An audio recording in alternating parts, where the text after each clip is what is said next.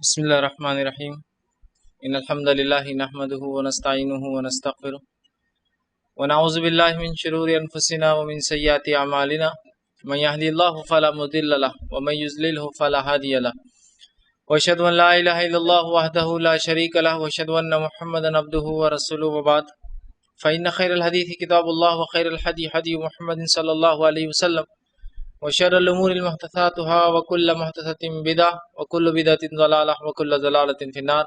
وقال عز وجل في القرآن المجيد أعوذ بالله من الشيطان الرجيم بسم الله الرحمن الرحيم يا أيها الذين آمنوا اتقوا الله حق تقاته ولا تموتن إلا وأنتم مسلمون. وقال يا أيها الناس اتقوا ربكم الذي خلقكم من نفس واحدة وخلق منها زوجها بث منهما رجالا كثيرا ونساء واتقوا الله الذي تسألون به والأرحام إن الله كان عليكم رقيبا. وقال يا أيها الذين آمنوا اتقوا الله وقولوا قولا سديدا يصلح لكم أعمالكم ويغفر لكم ذنوبكم ومن يطع الله ورسوله فقد فاز فوزا عظيما. اللهم صل على محمد وعلى آل محمد كما صليت على إبراهيم وعلى آل إبراهيم إنك حميد مجيد. اللهم بارك على محمد وعلى آل محمد كما باركت على إبراهيم وعلى آل إبراهيم إنك حميد مجيد. رب اشرح لي صدري ويسر لي أمري واحلل عقدة من لساني يفقهوا قولي. وقال عز وجل في القرآن المجيد أعوذ بالله من الشيطان الرجيم بسم الله الرحمن الرحيم لن ينال الله لحومها ولا دماؤها ولكن يناله التقوى منكم. اما بعد. تمام تعریفیں اس اللہ عز و جل کے لیے لائق و زیبا ہے جو تمام جہانوں کا بنانے والا اور اسے پالنے والا ہے، اور درود و سلام اس کے آخری نبی محمد صلی اللہ علیہ وسلم پر. الحمدللہ ہم تمام یہیں اس ہفتے واری درس قرآن میں جمع ہوئے. انشاءاللہ عزیز اس مختصر سے وقت میں آپ تمام کے سامنے جیسا کہ اعلان کیا گیا تھا انشاءاللہ جو قربانی کے تعلق سے کچھ باتیں اس سے کچھ مسائل رکھنے کی کوشش کروں گا.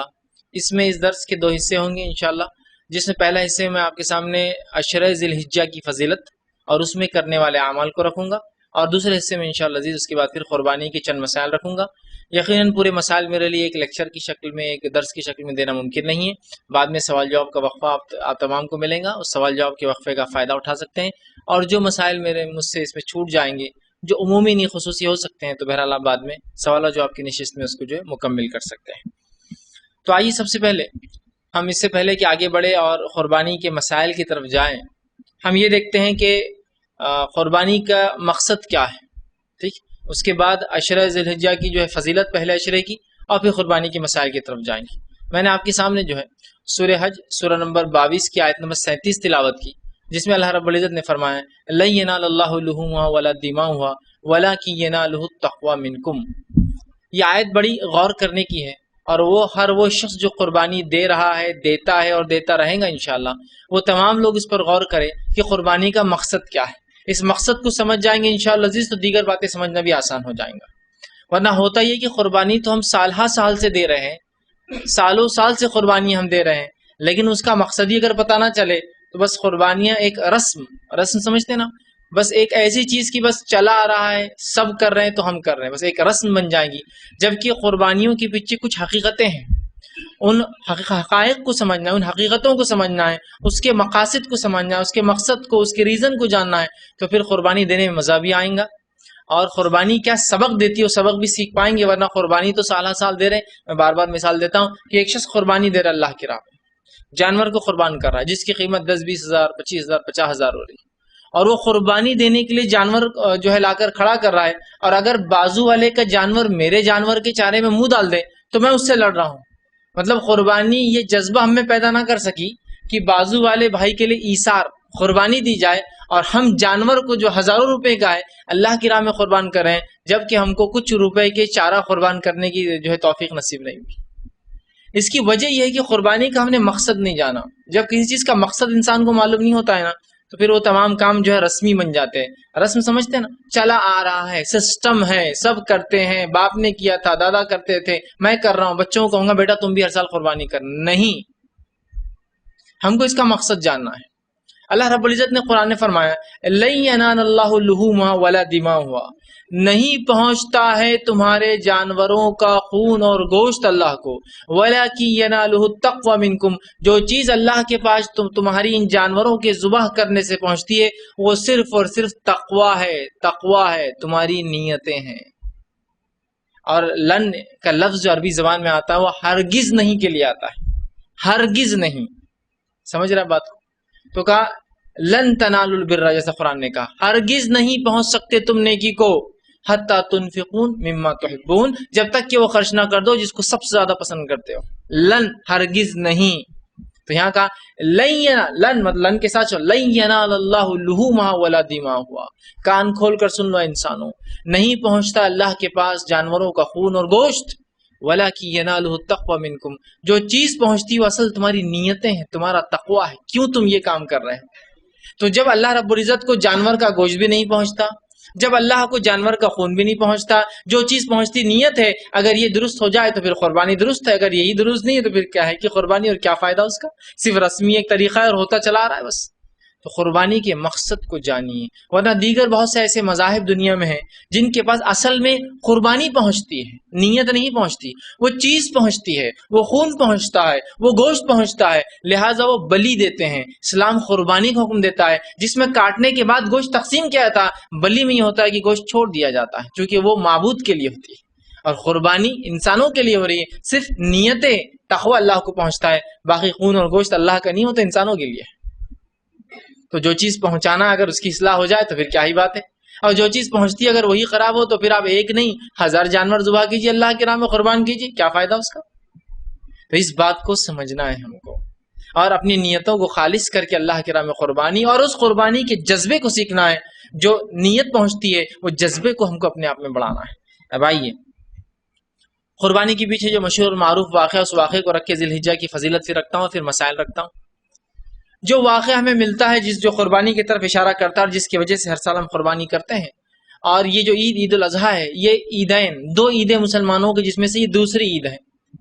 پہلی عید تو رمضان میں آتی، اور دوسری عید جو ہے ذی الحجہ کے اندر آتی. رمضان کی عید ہم جانتے ہیں، اور ذی الحجہ کی عید جو مشہور عید ہے، ان کے علاوہ کوئی تہوار اسلام میں نہیں ہے، کوئی عید اسلام میں نہیں ہے. یاد رکھیے، اس کے علاوہ جتنی عیدیں لوگ مناتے ہیں وہ ایجاد کردہ ہے، شریعت کا ان سے کوئی لینا دینا نہیں ہے، لہٰذا ان میں ثواب بھی نہیں ہے. یہ 2 ہی تہوار مسلمانوں کو دیے گئے، عید الفطر اور عید الاضحیٰ. عام زبان میں ایک میٹھی عید ہوتی ہے اور ایک تیز عید ہوتی ہے، بس یہی 2 عیدیں ہیں. یہ 2 عید مسلمان کو مناتے. تو ایک تہوار ہے مسلمانوں کا عید جو آتی، اس کے پیچھے ایک عظیم واقعہ آتا ہے، ایثار اور قربانی کے اس جذبے کا واقعہ، جس واقعے کو یاد رکھنے کے لیے، جس واقعے کو قیامت تک کے انسانوں کو یاد دہانی کے لیے اللہ نے اس قربانی کے عمل کو باقی رکھا. اور وہ عمل تھا ایک باپ اور ایک بیٹے کی عظیم قربانی. عموماً ہوتا ہے کہ لوگ کہتے ہیں ایک باپ کی عظیم قربانی، میں کہوں گا نہیں. جو قرآن جس واقعے کی طرف اشارہ کرتا ہے، جس کی وجہ سے آج ہم یہ قربانیاں کرتے ہیں، وہ قربانی صرف ایک باپ کی قربانی نہیں تھی، ایک بیٹے کی بھی قربانی تھی، ایک باپ اور ایک بیٹے کی عظیم قربانی. قربانی کا ویسے معنی ہوتا ہے اللہ کا قرب، نزدیکی حاصل کرنے کے لیے جو انسان عمل کرتا ہے وہ قربانی ہے. اللہ سے نزدیک ہونے کے لیے جو بھی چیز کرتا ہے، 10 ذی الحجہ کو جانور ذبح کرتا ہے تو وہ نزدیک ہونے کا طریقہ ہے، عام دنوں میں نیکیاں کرتا ہے جو اس سے نزدیک ہونے کا طریقہ ہے. یہ تمام قربانی میں شامل ہوتا ہے، یاد رکھیے. ٹھیک، تو وہ عظیم قربانی جو ایک باپ اور ایک بیٹے نے دی تھی، صرف باپ نے نہیں ایک بیٹے نے بھی دی تھی، یاد رکھیے. اور قرآن نے اس واقعے کو دہرایا کہ ابراہیم علیہ الصلوۃ والسلام، جن کو ایک اولاد ایک طویل عرصے کے بعد پیدا ہوتی ہے، ایک لمبا عرصہ گزر چکا ہے، آپ کو اولاد نہیں ہے. روایتوں میں آتا 80 سے زائد 87 کے قریب آپ کی عمر ہے، مور دین 80 ہے آپ کی عمر، 80 سال سے عمر زیادہ ہے. آپ کو اللہ رب العزت نے زندگی میں آزمایا، خوب آزمائش. اب وہ آزمائش ہے، بہرحال ابھی مقصد نہیں میرا بتانا، چونکہ وہ ایک طویل آزمائشوں کا سلسلہ ہے. ان کی پیدائش، ان کا بچپنا، ان کی جوانی، ان کا نکاح، اور اس کے بعد مختلف ادوار میں آپ صرف اور صرف آزمائے گئے، اپنی قوم سے، اپنے باپ سے، اور مختلف علاقوں کے لوگوں سے، اور بادشاہ وقت سے، اور تمام لوگوں سے آپ آزمائے گئے. اب آزمائش کا ایک بہت اہم مرحلہ آتا ہے کہ آپ کا نکاح آپ کرتے، دوسرا نکاح، اللہ آپ کو اولاد عطا فرما دیتا. 80 کی زائد عمر کے اندر اولاد جب پیدا ہوتی اس عمر میں، اللہ حکم دیتا ہے اس اولاد کو ذبح کر دو، قربان کر دو.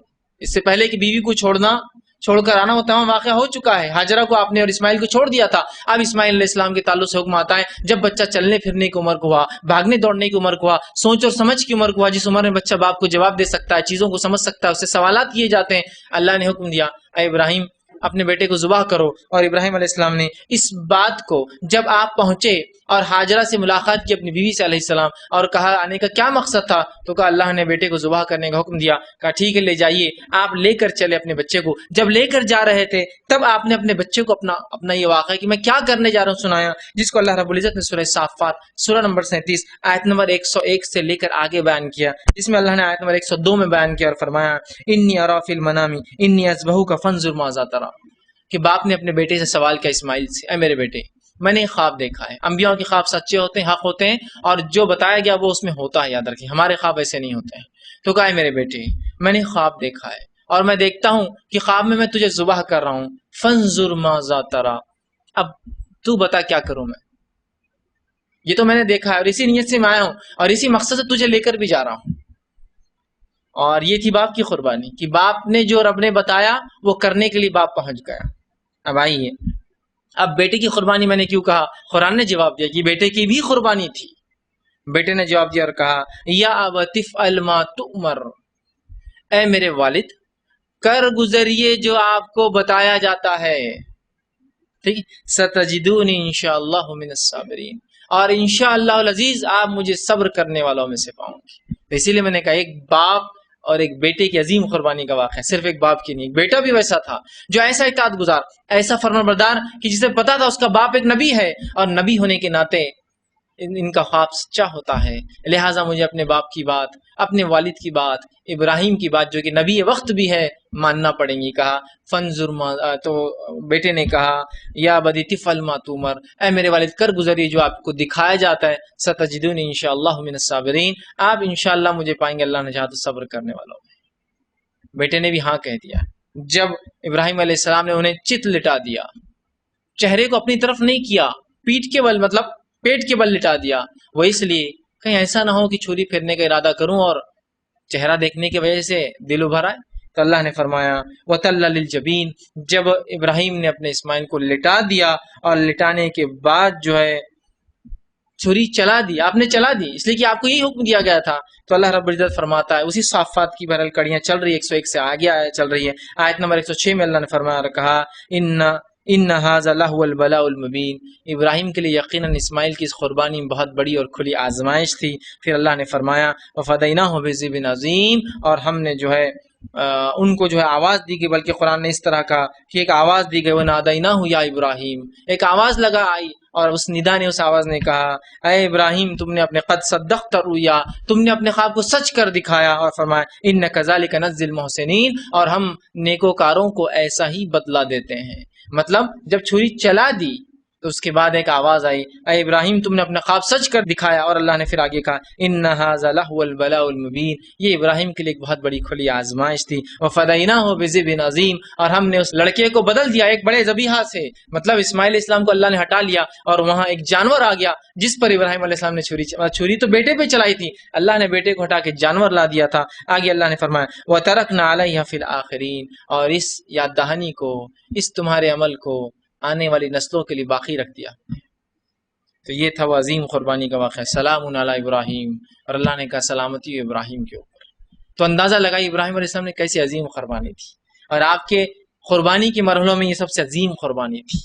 جوانی اپنی پوری اللہ کی راہ میں ڈالنے کے بعد، گھر، باپ، شہر، بستی، بیوی اور بچے کو چھوڑنے کے بعد عظیم قربانی تھی۔ وہ آزمائش کے آخری مراحل تھے کہ کہیں ایسا نہ ہو بیٹے کی محبت ابراہیم پہ غالب آ جائے، اس کو بھی آپ نے ذبح کر دیا، اللہ نے اس کو بدل دیا، اور یہی عمل ہے جو ہم ابراہیم علیہ السلام نے کیا۔ ایک یاد دہانی ہر بقرعید عید جو آتی ہے، عید الاضحیٰ، یوم النحر کے دن ہم یاد کرتے ہیں اس دن کو، اس عظیم قربانی کو، اس عظیم مقصد کو کہ اللہ جس طرح سے تیرے خلیل، تیرے دوست ابراہیم نے اپنے جوانی کی، اپنے زندگی کی، اپنے وقت کی، اپنے باپ کی، اپنے گھر کی، اپنے بیوی کی، اپنے بچے کی، تمام چیزوں کو تیری راہ میں لگا دیا، وقت آنے پر میں بھی جو اس جانور کو ذبح کر رہا ہوں اس عید کے دن، یہ ایک طرح سے ایک ٹریننگ ہے میری کہ اللہ وقت آنے پر میں بھی جس طرح جانور کی گردن پہ چھری پھیر رہا ہوں، وقت آنے پر اپنا وقت، اپنی صلاحیتیں، اپنی سکلز، اپنے بیوی، اپنے بچے، اپنی مال، اپنا دولت، سب کچھ تیری راہ میں قربان کرنے کے لیے تیار۔ اسی لیے میں نے کہا تھا نا، قربانی کا مقصد نہیں پتا تو بازو والے کا جانور چارے منہ ڈال رہا تو جھگڑا ہو رہا ہے، مقصد اگر جان لیتا تو کہتا میرے بھائی اچھا وہ تیرے جانور نے کھا لیا، خیر ہے۔ وہ جذبہ جگائیے، وہ جذبہ جگائیے، اصل وہ قربانی کا جذبہ ہے. لیکن قطعاً میں یہ نہیں کہہ رہا ہوں کہ جذبہ جاگ جائے تو قربانی مت دیجیے، وہ تو کرنا ہی ہے، اس لیے کہ وہ جذبہ، وہ کرنا ہی آپ کو زندگی بھر یاد دلائیں گا کہ قربانی کیا ہے. اور کسی قوم میں ایسا کوئی تہوار نہیں ہے جو تہوار ایسے با مقصد کام کے لیے کیا جائے. ہر قوم کے تہوار ہیں، ان تہواروں میں رسومات ہیں، رسمیں ہیں صرف، اور فضول خرچیاں ہیں، نہ انسانیت کو فائدہ، نہ سماج کو کوئی فائدہ، نہ ماحول انوائرمنٹ کو کوئی فائدہ. اسلام نے جو طریقے بتائے، جو چیزیں دیے، با مقصد ہے. عید الفطر نام ہی دیکھیے، فطر کی عید. فطر کا معنی ہوتا ہے صدقہ دینا، دینے کی عید. صدقہ، عید الفطر کا فطرہ نکال رہے ہیں ہم، اناج نکال کے غریبوں کو دے رہے ہیں، اس دن عید منا رہے ہیں. عید الاضحیٰ جانور ذبح کر کے تقسیم کر رہے ہیں، یہ انسانیت کے بھلے اور فائدے کے لیے عید ہے. تو یہ تھا عید کا مقصد. اس مقصد کو ہم اگر بھول جائے تو عید بس ایک رسم ہوں گی، آئیں گی اور زندگی بھر جاتے رہیں گی. وہ جذبہ قربانی کا، اپنے بھائی، اپنے دوست، اپنے احباب، اپنے بیوی، اپنے بچے، اپنے دین کے لیے، اپنے سماج کے لیے، مسلمانوں کے لیے وہ جذبہ پیدا کیجیے قربانی کا. بس وہ جذبہ پیدا ہو جائے تو سمجھ جائیے عید نے فائدہ دے دیا. اگر وہ جذبہ نہ پیدا ہو سکے تو سمجھ جائیے کہ رسم منا رہے ہیں، رسمیں چلتی رہیں گی، زندگیاں ہم پیدا ہوں گے اور مرتے رہیں گے نسل در نسل. وہ جذبہ قربانی کا بڑا اہم ہے. ٹھیک. اب اسی طرح اس کے بعد کہ ہم نے اس کا مقصد جان لیا، اب آئیے عشر ذی الحجہ کی فضیلت ہم دیکھتے ہیں. عشر ذی الحجہ کے تعلق سے اتنی غلط فہمیاں لوگوں میں پائی جاتی ہے، اسی کو انتہا نہیں ہے. عشرہ اگر محرم کہا جائے تو سب کو پتا ہے اس کی فضیلت کیا ہے. عشرہ ذی الحجہ کہا جائے تو پتہ نہیں کیا ہے، یہ کچھ تو بھی ہے. بس عشرے کا معنی 10 دن ہوتے ہیں، 10 کو عشرہ کہتے ہیں عربی زبان میں. پہلا عشرہ جو ذی الحجہ کا ہے یہ بڑی فضیلت کا حامل ہے. سب سے پہلی ذی الحجہ کی فضیلت پہلے رکھ دیتا ہوں آپ کے سامنے. ذی الحجہ کی سب سے اہم اور سب سے بڑی فضیلت یہ ہے کہ یہ 4 حرمت والے مہینوں میں سے ایک ہے. اور یہ کب سے ہے؟ یہ جب سے زمین آسمان کو اللہ نے پیدا کیا. قرآن میں اللہ رب العزت نے سورہ توبہ میں فرمایا کہ اللہ کے نزدیک 4 مہینے محترم ہیں. کب سے؟ جب سے اللہ نے آسمان اور زمین کو پیدا کیا. رسول اللہ سے جب دریافت کیا گیا وہ 4 مہینے کون سے ہیں تو آپ نے کہا 3 تو پے در پے آتے، ایک کے بعد ایک آتے ہیں. ذی القعدہ جو گزر گیا ہے، ذی الحجہ جو شروع ہو رہا ہے مطلب ابھی ہمارا، اور محرم، تینوں ایک کے بعد ایک آتے ہیں یہ مہینے. ٹھیک. اور اس کے بعد ایک کہا رجب. 4 مہینے محترم ہیں جس میں خون خرابہ، لڑائی جھگڑے کی ابتدا نہیں کی جائیں گی، معصیت اور گناہوں سے بچا جائیں گا، نیکیوں میں اضافہ کیا جائیں گا. 3 تو ایک ساتھ آتے ہیں، ذی القعدہ گزر گیا، ذی الحجہ ابھی شروع ہو رہا ہے، اور اس کے بعد محرم، اور اس کے بعد ایک آتا ہے رجب. یہ 4 محترم. تو پہلی فضیلت جو ہے ذی الحجہ کی وہ یہ ہے کہ یہ جو ہے محترم مہینوں میں سے، حرام مہینوں میں سے، جن کے اندر قتل و غارت گری، اپنے طرف سے لڑائی کی شروعات کرنا، فتنہ فساد کرنا، خون خرابہ کرنا، گناہ کرنا، معصیت کرنا منع ہے. ویسے یہ سال بھر بھی منع ہے، لیکن ان مہینوں میں کم از کم آدمی احتیاط کرے تو باقی کے 8 مہینے بھی آسانی سے گزرتے ہیں.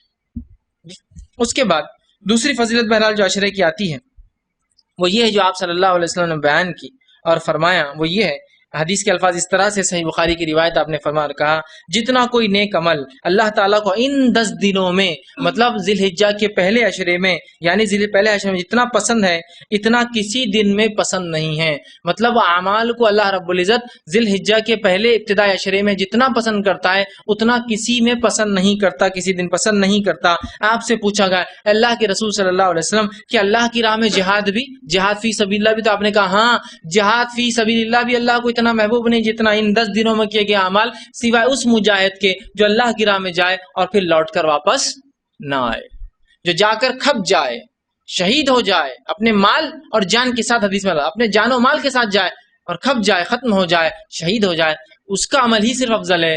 باقی کوئی عمل اتنے افضل نہیں جتنا ان 10 ایام میں کیے گئے عمل ہے. ٹھیک ہے، کتنی فضیلت ہے نا. لیکن اس کی عشرے کی فضیلت کہاں کوئی بیان کرتا ہے. وہ عشرہ جس کی صرف 10ویں تاریخ کی فضیلت ہے، عاشورے کی فضیلت ہے، اس کی تو فضیلت میں پورا مہینہ منایا جا رہا ہے، پورے 10 دن اور کیا کیا نہیں ہو رہا. لیکن جس کی ہے، ثابت ہے، اس کے بارے میں لا علمی کا کیا حال ہے ہم جانتے ہیں. اسی طرح آپ صلی اللہ علیہ وسلم فرمایا، یہ حدیث جو ہے مسند احمد کی، آپ نے فرمایا اور کہا اللہ تعالیٰ کے نزدیک کوئی عمل اتنا عظمت اور محبوب نہیں ہے جتنا وہ عمل ہے جو ان 10 دنوں میں، مطلب ذی الحجہ کے پہلے 10 دن میں کیا جائے. پس تم ان دنوں میں کثرت سے تحلیل، تکبیر و تمحید کرو، کثرت سے تحلیل کرو، اللہ کی حمد و ثنا بیان کرو، تکبیر اللہ اکبر، اللہ کی بڑائی بیان کرو، اور تمحید اس کی حمد بیان کرو. تو ان 10 دنوں میں جو عمل کرنا ہے وہ بھی پتہ چل رہا ہے، اہمیت بھی پتہ چل رہی ہے. تو کوشش کریں ان 10 دنوں میں خوب سے خوب الحمدللہ، سبحان اللہ، اللہ اکبر، ٹھیک ہے، یہ کہے اس لیے کہ یہ ان ایام کی فضیلت ہے اور ان میں یہ اعمال کرنے چاہیے. ٹھیک. اب انہی 10 دنوں کی فضیلت میں ایک فضیلت جو آتی ہے وہ یہ ہے، وہ ہے عرفے کا روزہ. یہ بھی بڑی اہم چیز ہے. نبی اکرم صلی اللہ علیہ وسلم حدیث میں فرماتے ہیں اور کہتے ہیں، یہ جو ہے ترمذی، جامع ترمذی کی روایت ہے، آپ نے فرمایا اور کہا صیام یوم عرفہ، کہ جو یوم عرفہ کا روزہ ہے، مجھے امید ہے کہ اس روزہ رکھنے سے اللہ پچھلا جو 1 سال گزرا ہے اور اگلا 1 سال جو آنے والا ہے اس کے گناہ معاف کریں گا. ایک روزہ ہے 2 سال کے گناہوں کا کفارہ ہے، لیکن یہ گناہ صغیرہ ہے. یوم عرفہ کا روزہ، عرفہ کے دن کا روزہ، وہ 2 سال کے گناہوں کا کفارہ. آپ نے فرمایا 1 سال جو گزر چکا ہے اور 1 سال جو آنے والا ہے، یہ 2 سال کے گناہوں کا کفارہ ہے. کتنی اہم ہے نا. لیکن یہ بات ہمارے ذہن میں کہاں آتی؟ یہ بات کہاں پلنے پڑتی ہے اور کہاں ان روزوں کی طرف ہم مائل ہو رہے ہیں، یا کہاں اس کی فضیلتیں بیان کی؟ ہاں بس اشرا، ہاں اس کی بھی فضیلت ہے. جہاں فضیلتیں نہیں ہیں وہاں تو چلا چلا کے واز اور نصیحتیں ایسی کی جا رہی ہے کہ پورا دین وہی ہے، اور جہاں فضیلتیں ثابت ہیں وہاں تو منہ کھولنے کو بھی کہا ہے بچی کہ ایک فضیلت ہے، ٹھیک ہے، بہت سی ہے، چھوڑ دیا جا رہا ہے. بڑی اہم فضیلت ہے. اور عرفہ کے روزہ یاد رکھیے وہ تب ہوتا ہے جب حاجی عرفات میں داخل ہوتے ہیں، یاد رکھیے. اب اس معاملے میں علماء کا اختلاف ہے کہ 9 ذی الحجہ کو رکھا جائے یا عرفہ کو. حدیث کے الفاظ ہے صیام یوم عرفہ، عرفہ کے دن کا روزہ. اس سے علماء لکھتے ہیں، اور یہ سلف علماء کا اختلافی بتا رہا ہوں میں، لکھتے ہیں کہ عرفہ جس دن حاجی عرفات میں داخل ہوں گے اس دن آپ روزہ رکھیں گے. اب کچھ لوگ یہ کہہ سکتے بھائی کسی علاقے میں جہاں معلوم نہ ہو کہ حاجی کب عرفات میں داخل ہوتا ہے تو پھر وہ 9 کو رکھیں گا، وہ 9 کو رکھیں گا اپنی. لیکن جہاں ہمیں پتا ہے کہ آج حاجی عرفات میں جائیں گا، چاہے پھر ہماری ہندوستان کی 8 ہو سکتی ہے، 9 ہو سکتی ہے، دونوں ہو سکتی ہے، تو ہم روزہ رکھ سکتے ہیں. لیکن جہاں علم نہیں ہے، جیسا کہ بہت زمانہ پہلے تک علم نہیں تھا، یا 10 سال 20 سال پہلے بھی اتنا نالج نہیں تھا اور سہولتیں نہیں تھی، تو پھر 9 کو رکھے ہو، ٹھیک ہے. لیکن اصل تو یہ ہے، اور یہ روزہ صرف غیر حاجی کے لیے، حاجی روزہ نہیں رکھیں گے، یاد رکھیں، اس لیے کہ آپ صلی اللہ علیہ وسلم یہ روزہ نہیں رکھا اور نہ ہی صحابہ رکھتے تھے. مطلب حاجی نہیں رکھیں گا، غیر حاجیوں کے لیے بات ہے. اور یہ روزے کی فضیلت ہے، یہ 2 سال کی گناہوں کا انشاءاللہ عزیز جو ہے کفارہ ہوگا. اب صحابہ ان ایام میں کثرت سے اعمال کرتے، کثرت سے تکبیرات بیان کرتے. عبداللہ بن عمر رضی اللہ عنہما کے تعلق سے آتا ہے کہ آپ بازار میں نکل جاتے، عموماً آپ بازار میں جانے والے انسان نہیں تھے عام طور سے، مطلب یوں ہی تجارتیں صحابہ کرتے تھے لیکن یوں ہی جو جاتا نا، لیکن ان دنوں میں جاتے تھے اور بآواز بلند تکبیرات کو بیان کرتے تھے. اللہ اکبر، اللہ اکبر، یا اللہ اکبر، اللہ اکبر، اللہ اکبر کبیرہ، بآواز بلند آپ اس کو بیان کرتے تھے، یاد رکھیے. ٹھیک. اسی طرح ان ایام میں جو تسبیحات جو ثابت ہوتی ہے وہ یہ ہے، جو ایک تسبیح بڑی مشہور اور معروف ہے، لیکن بہرحال وہ روایت کے اعتبار، سند کے اعتبار سے ضعیف ہے، لیکن صحابہ کے آثار سے بھی کچھ ایسے آثار ملتے ہیں کہ وہ بھی اس تکبیر کو پڑھتے تھے، جس کے اندر سب سے مشہور معروف اللہ اکبر، اللہ اکبر، لا الہ الا اللہ، اللہ اکبر، اللہ اکبر وللہ الحمد. ٹھیک ہے. یہ تکبیر کے تعلق سے آتا ہے، یہ بڑی مشہور اور معروف ہے. لیکن بہرحال یہ جو ہے سنن دارقطنی نے جو ہے روایت کی تھی امام، لیکن یہ روایت جو ہے ضعیف ہے. لیکن اس کے تعلق سے کچھ صحابہ کے آثار ملتے ہیں کہ حضرت علی کے تعلق سے آتا ہے کہ آپ ان تکبیرات کو پڑھا کرتے تھے. فتح الباری نے اس کو روایت کیا، تو ان آثار سے پتہ چلتا ہے یہ تکبیرات پڑھی جا سکتی ہے. اس لیے کہ بہت سے لوگ بولتے ہیں یہ تکبیرات تو ضعیف ہے، حدیث سے تو یہ ضعیف ہے، لیکن ایسے آثار صحابہ سے ملتے ہیں کہ صحابہ اس کو پڑھتے تھے.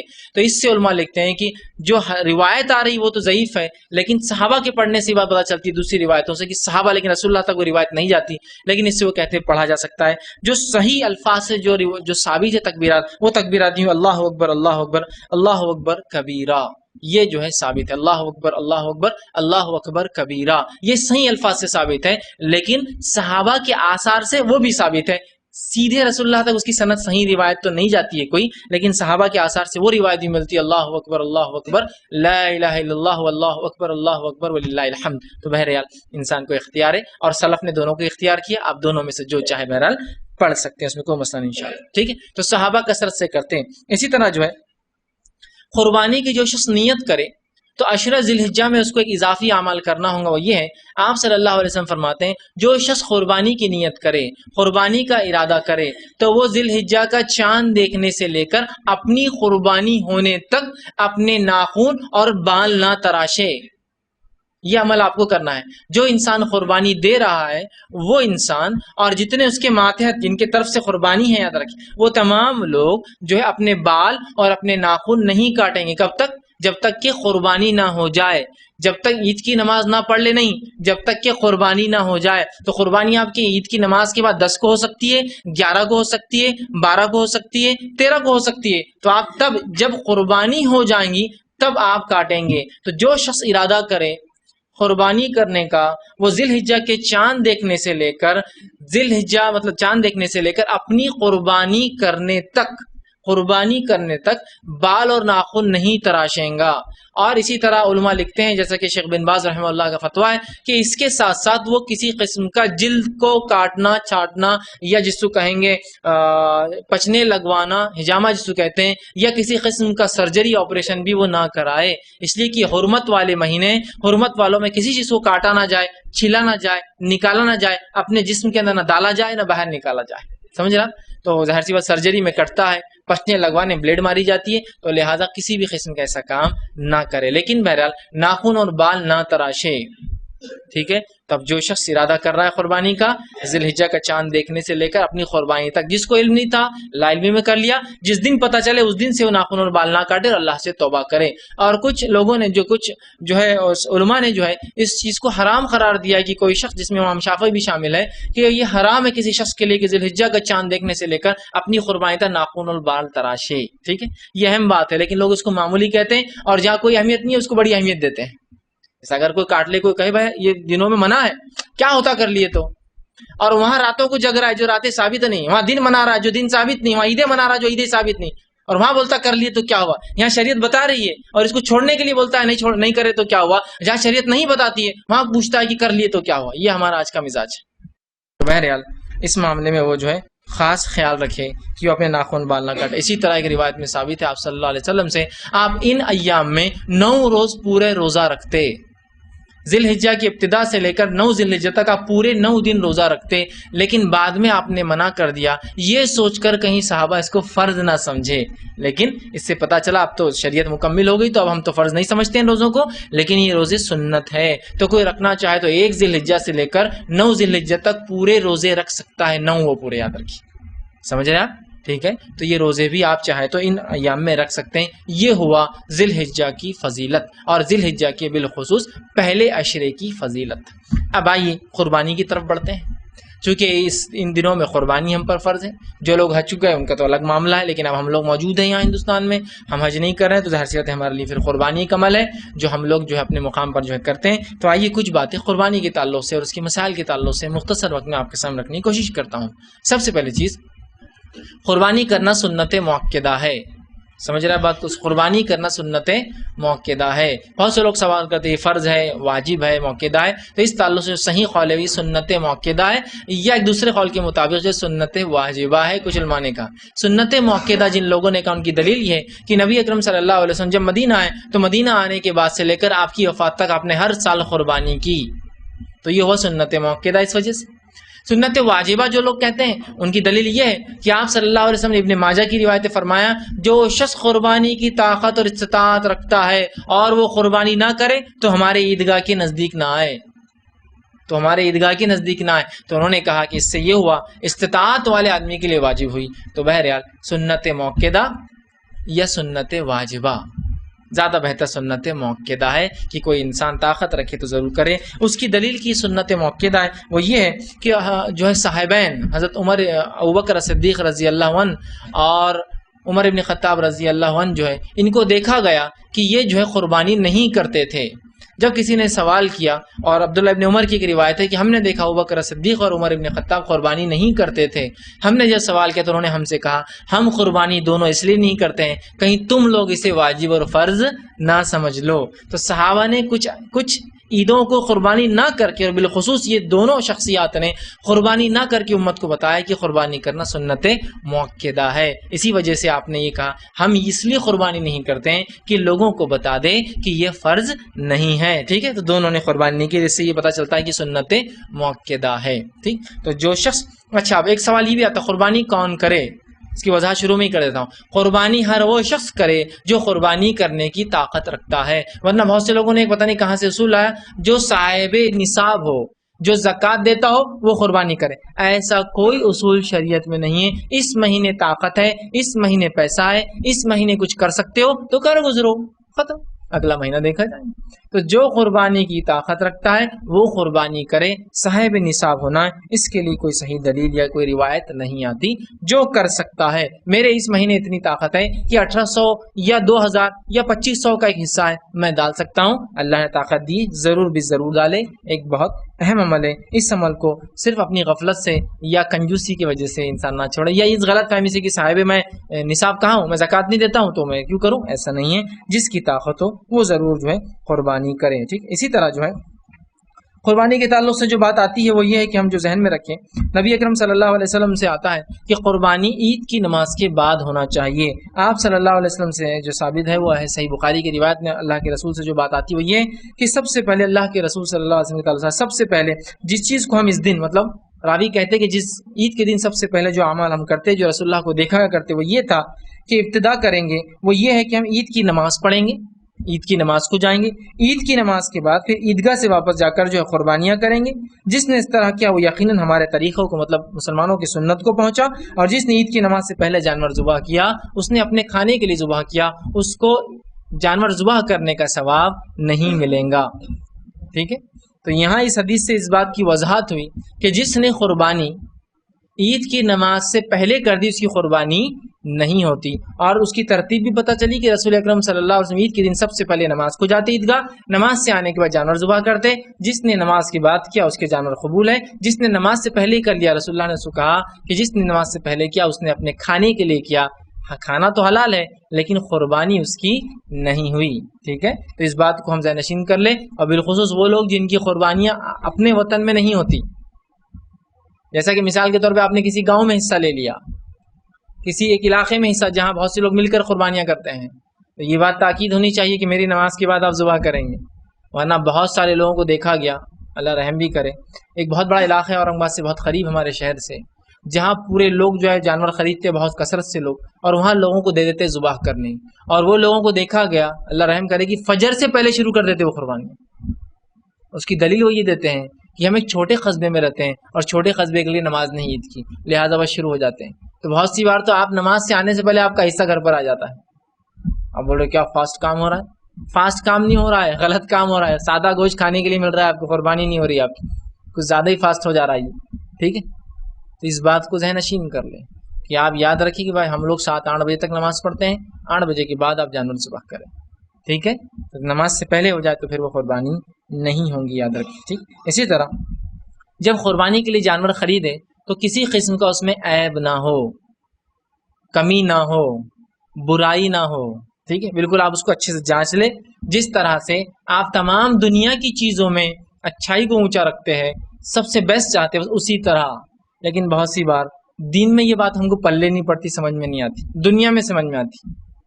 آپ دکان پہ گئے ایک بائک پرچیز کرنے، بائک پرچیز کرنے سے پہلے آگے سے، پیچھے سے، سامنے سے، نیچے سے، ٹائر کی کوالٹی، ہیڈ لائٹ پہ کوئی اسکریچ تو نہیں ہے، ٹینک پہ کوئی اسکریچ تو نہیں ہے، سائڈ میں کوئی اسکریچ تو نہیں ہے، اوڈومیٹر کے اندر کتنی چلی ہوئی، کہیں چلا کر لائی گئی تو نہیں ہے، ہاں پوری جانچ پڑتال ہو رہی ہے نا۔ اس کے بعد اگر گاڑی میں ایک اسکریچ، چھوٹا سا ٹینک پہ ایک اسکریچ، ایک بہت چھوٹا سا اسکریچ، اتنا ہی بس، تو وہ گاڑی آپ ریجیکٹ کر دے رہے ہیں، بھائی اسکریچ ہے نہیں چلیں گی، ہے نا۔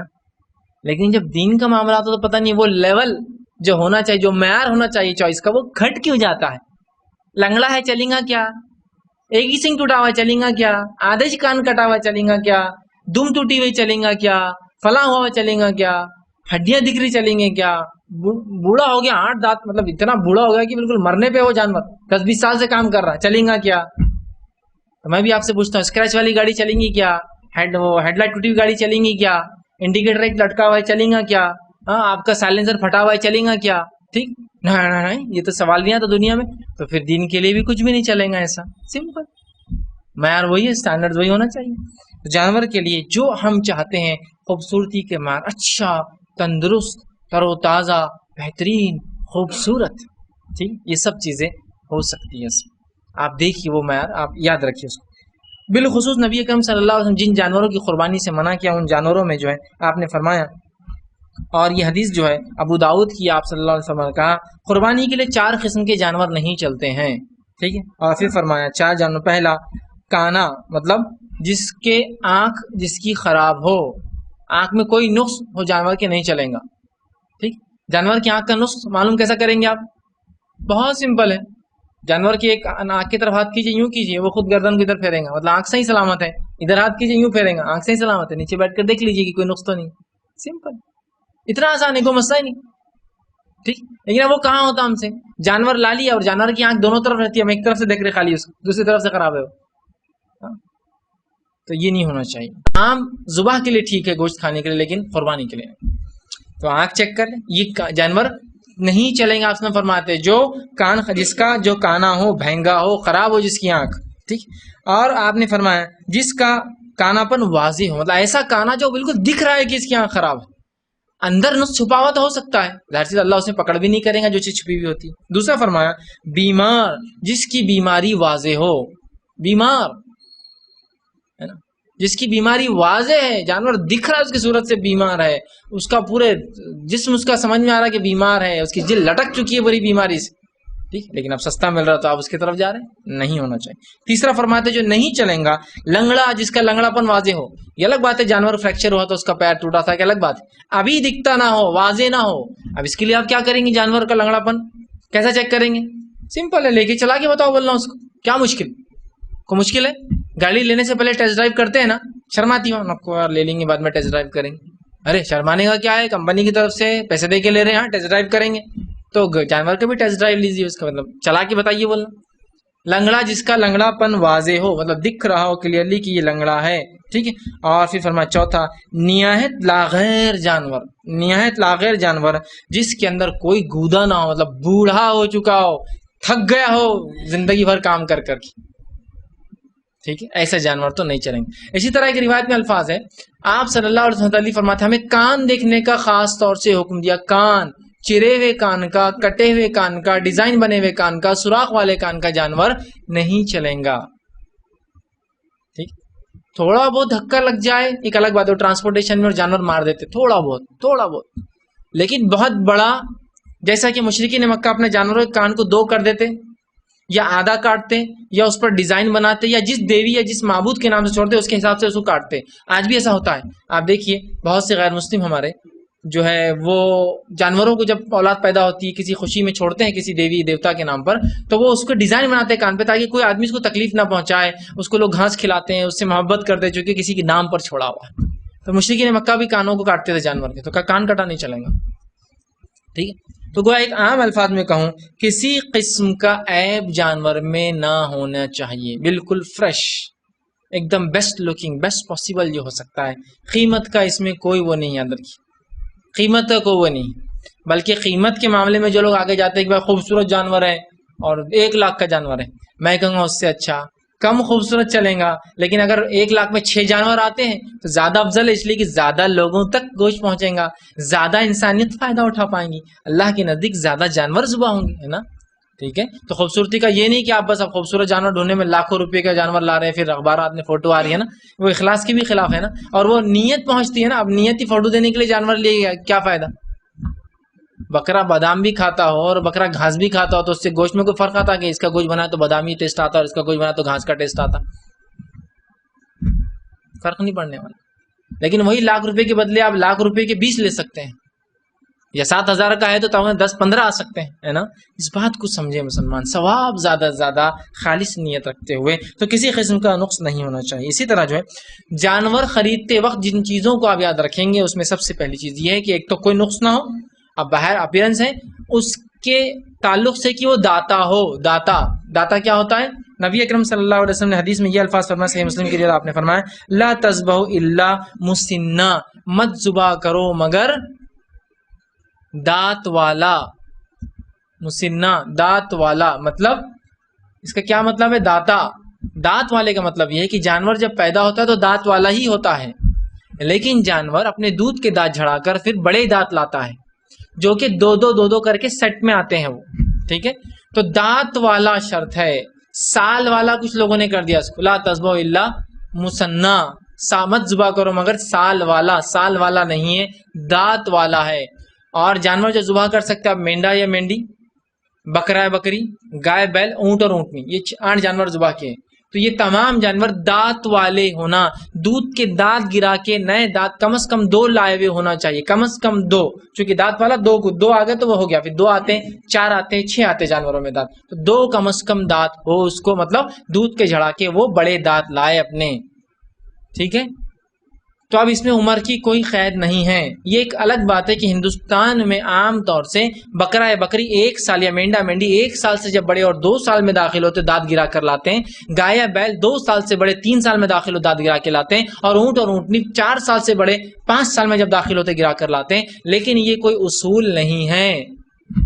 کچھ علاقوں میں بکرا بکری 3 سال میں لاتے ہیں اور گائے بیل 4 سال میں آتے ہیں اور اونٹ 6 سال میں لاتا ہے۔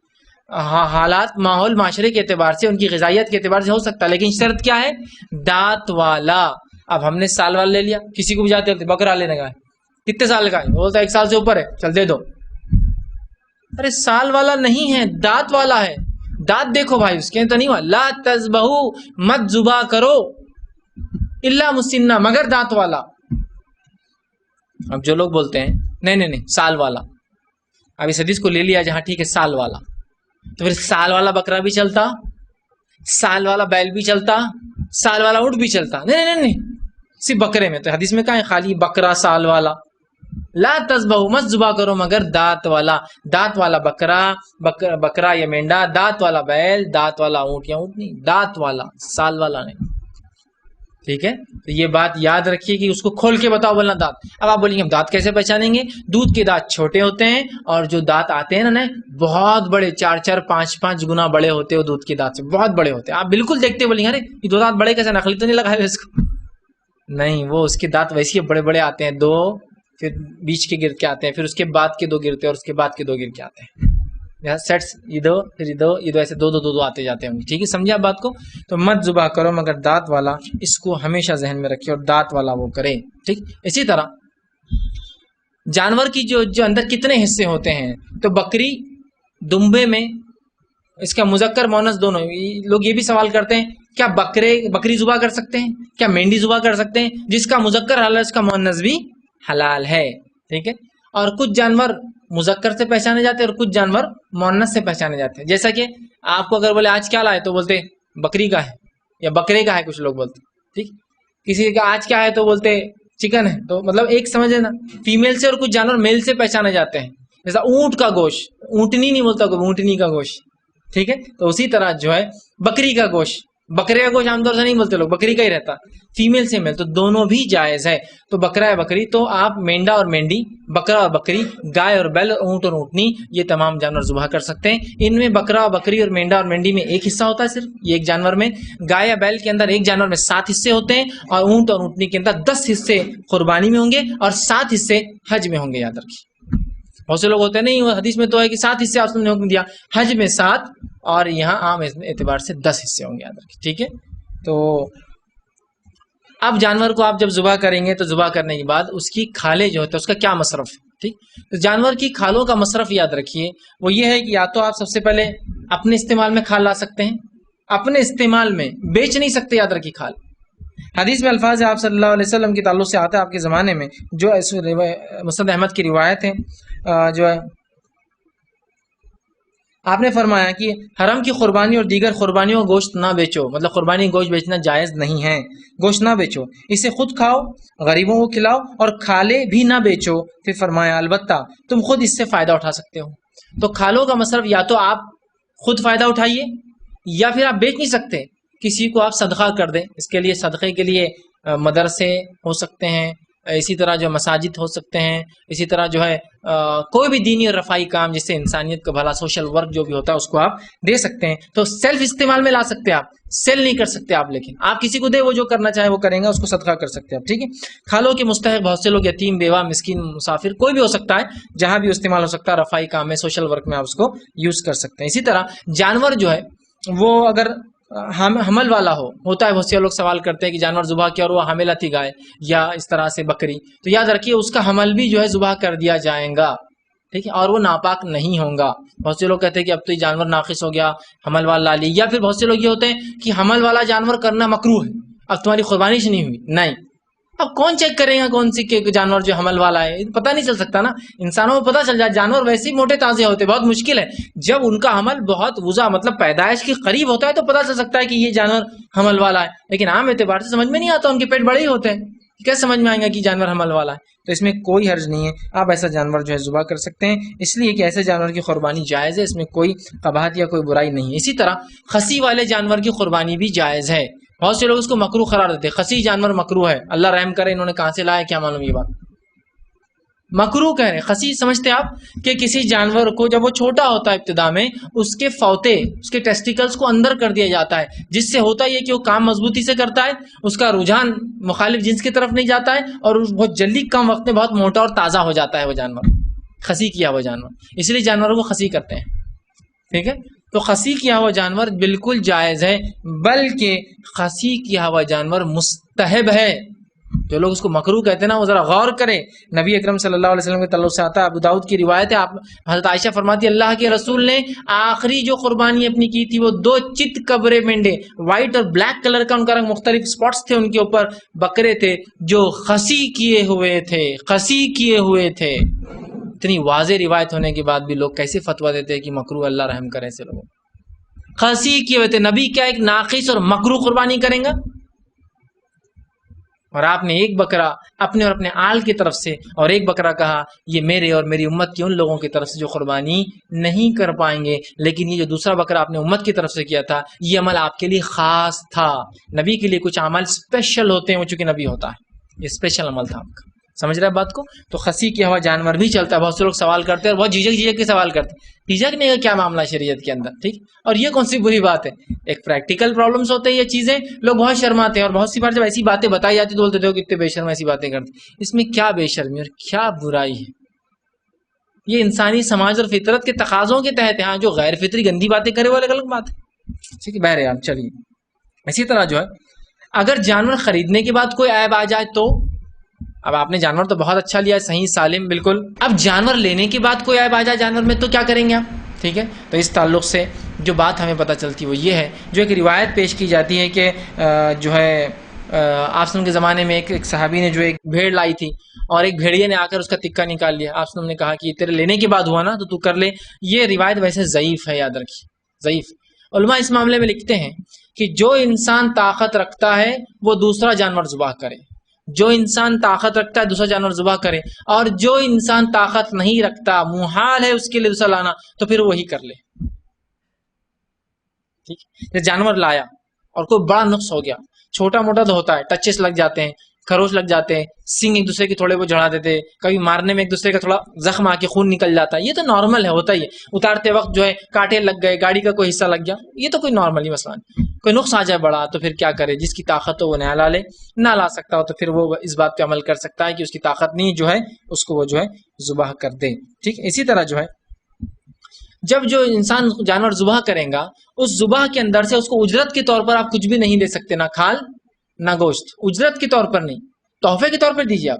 آپ صلی اللہ علیہ وسلم کی روایت ہے، حضرت علی رضی اللہ عنہ فرماتے ہیں، یہ جو ہے بخاری کی روایت فرمایا، مجھے اللہ کے رسول صلی اللہ علیہ وسلم حکم دیا کہ قربانیوں پر کھڑا ہو گئے کہ قربانی پہ کھڑا ہو، اور یہ کہ ان کھالوں سے قصاب کو کوئی اجرت نہ دینا یا اس کے. ٹھیک، تو آپ وسلم کی حدیث ہے کہ آپ نے حضرت علی کو اپنی قربانیوں پہ کھڑا کیا، علی دیکھو اس کو، لیکن یاد رکھنا قصاب کو اجرت ہم دیں گے، قصاب کو اجرت تم اس کے اندر سے نہیں دینا. ایسا ہوتا ہے نا کہ آپ کہیں گے بھائی کھال لے لو، کھال کتنے کی؟ بھائی 1500 کی، تم کھال لے لو اور اجرت مت لو، نہیں چلیں گا.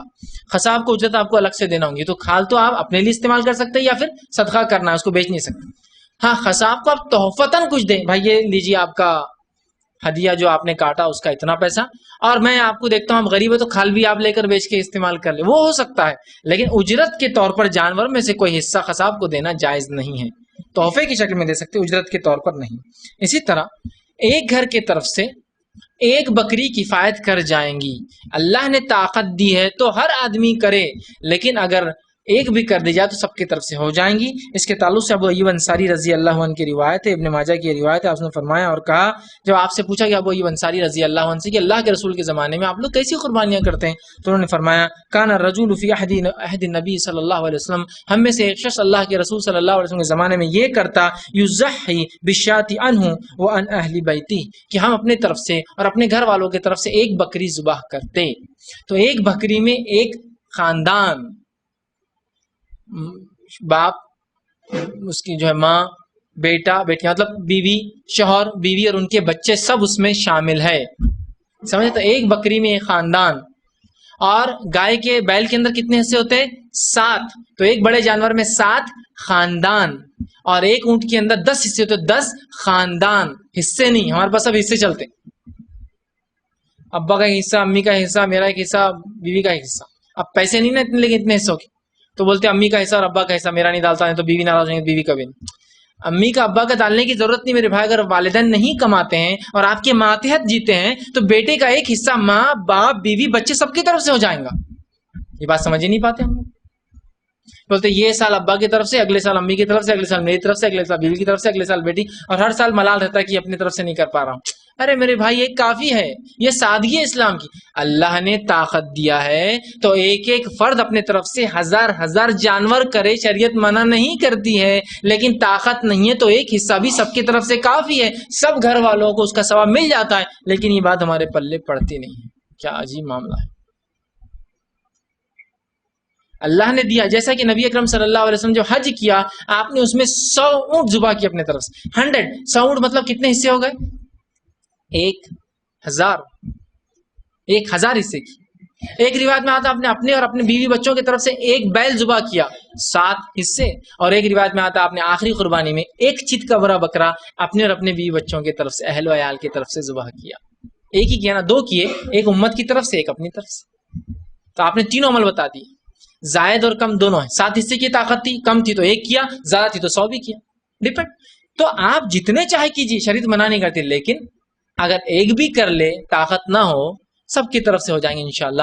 قربانی اگر ایک فرد کر لے تو سب کو انشاءاللہ اس کا ثواب مل جائے گا، یہ بات یاد رکھیے۔ تو ایک خاندان بکری میں، 7 خاندان بیل میں، اور 10 خاندان اونٹ کے اندر ہوں گے، یاد رکھیے، ٹھیک۔ اسی طرح جو ہے قربانی کا گوشت کیا کریں؟ تو قربانی کا گوشت آپ جو چاہے کر سکتے ہیں، شریعت نے اس کو آپ کا کسی قسم سے مکلف نہیں بنایا، لیکن ظاہر سی بات ہے جب ایک آدمی قربانی دے رہا ہے اور اپنے بھائی کو نہ دے تو پھر کیا قربانی نے سکھایا اس کو؟ پھر کچھ نہیں سیکھا آپ نے، ہے نا؟ فطری چیز ہے، دینا چاہیے۔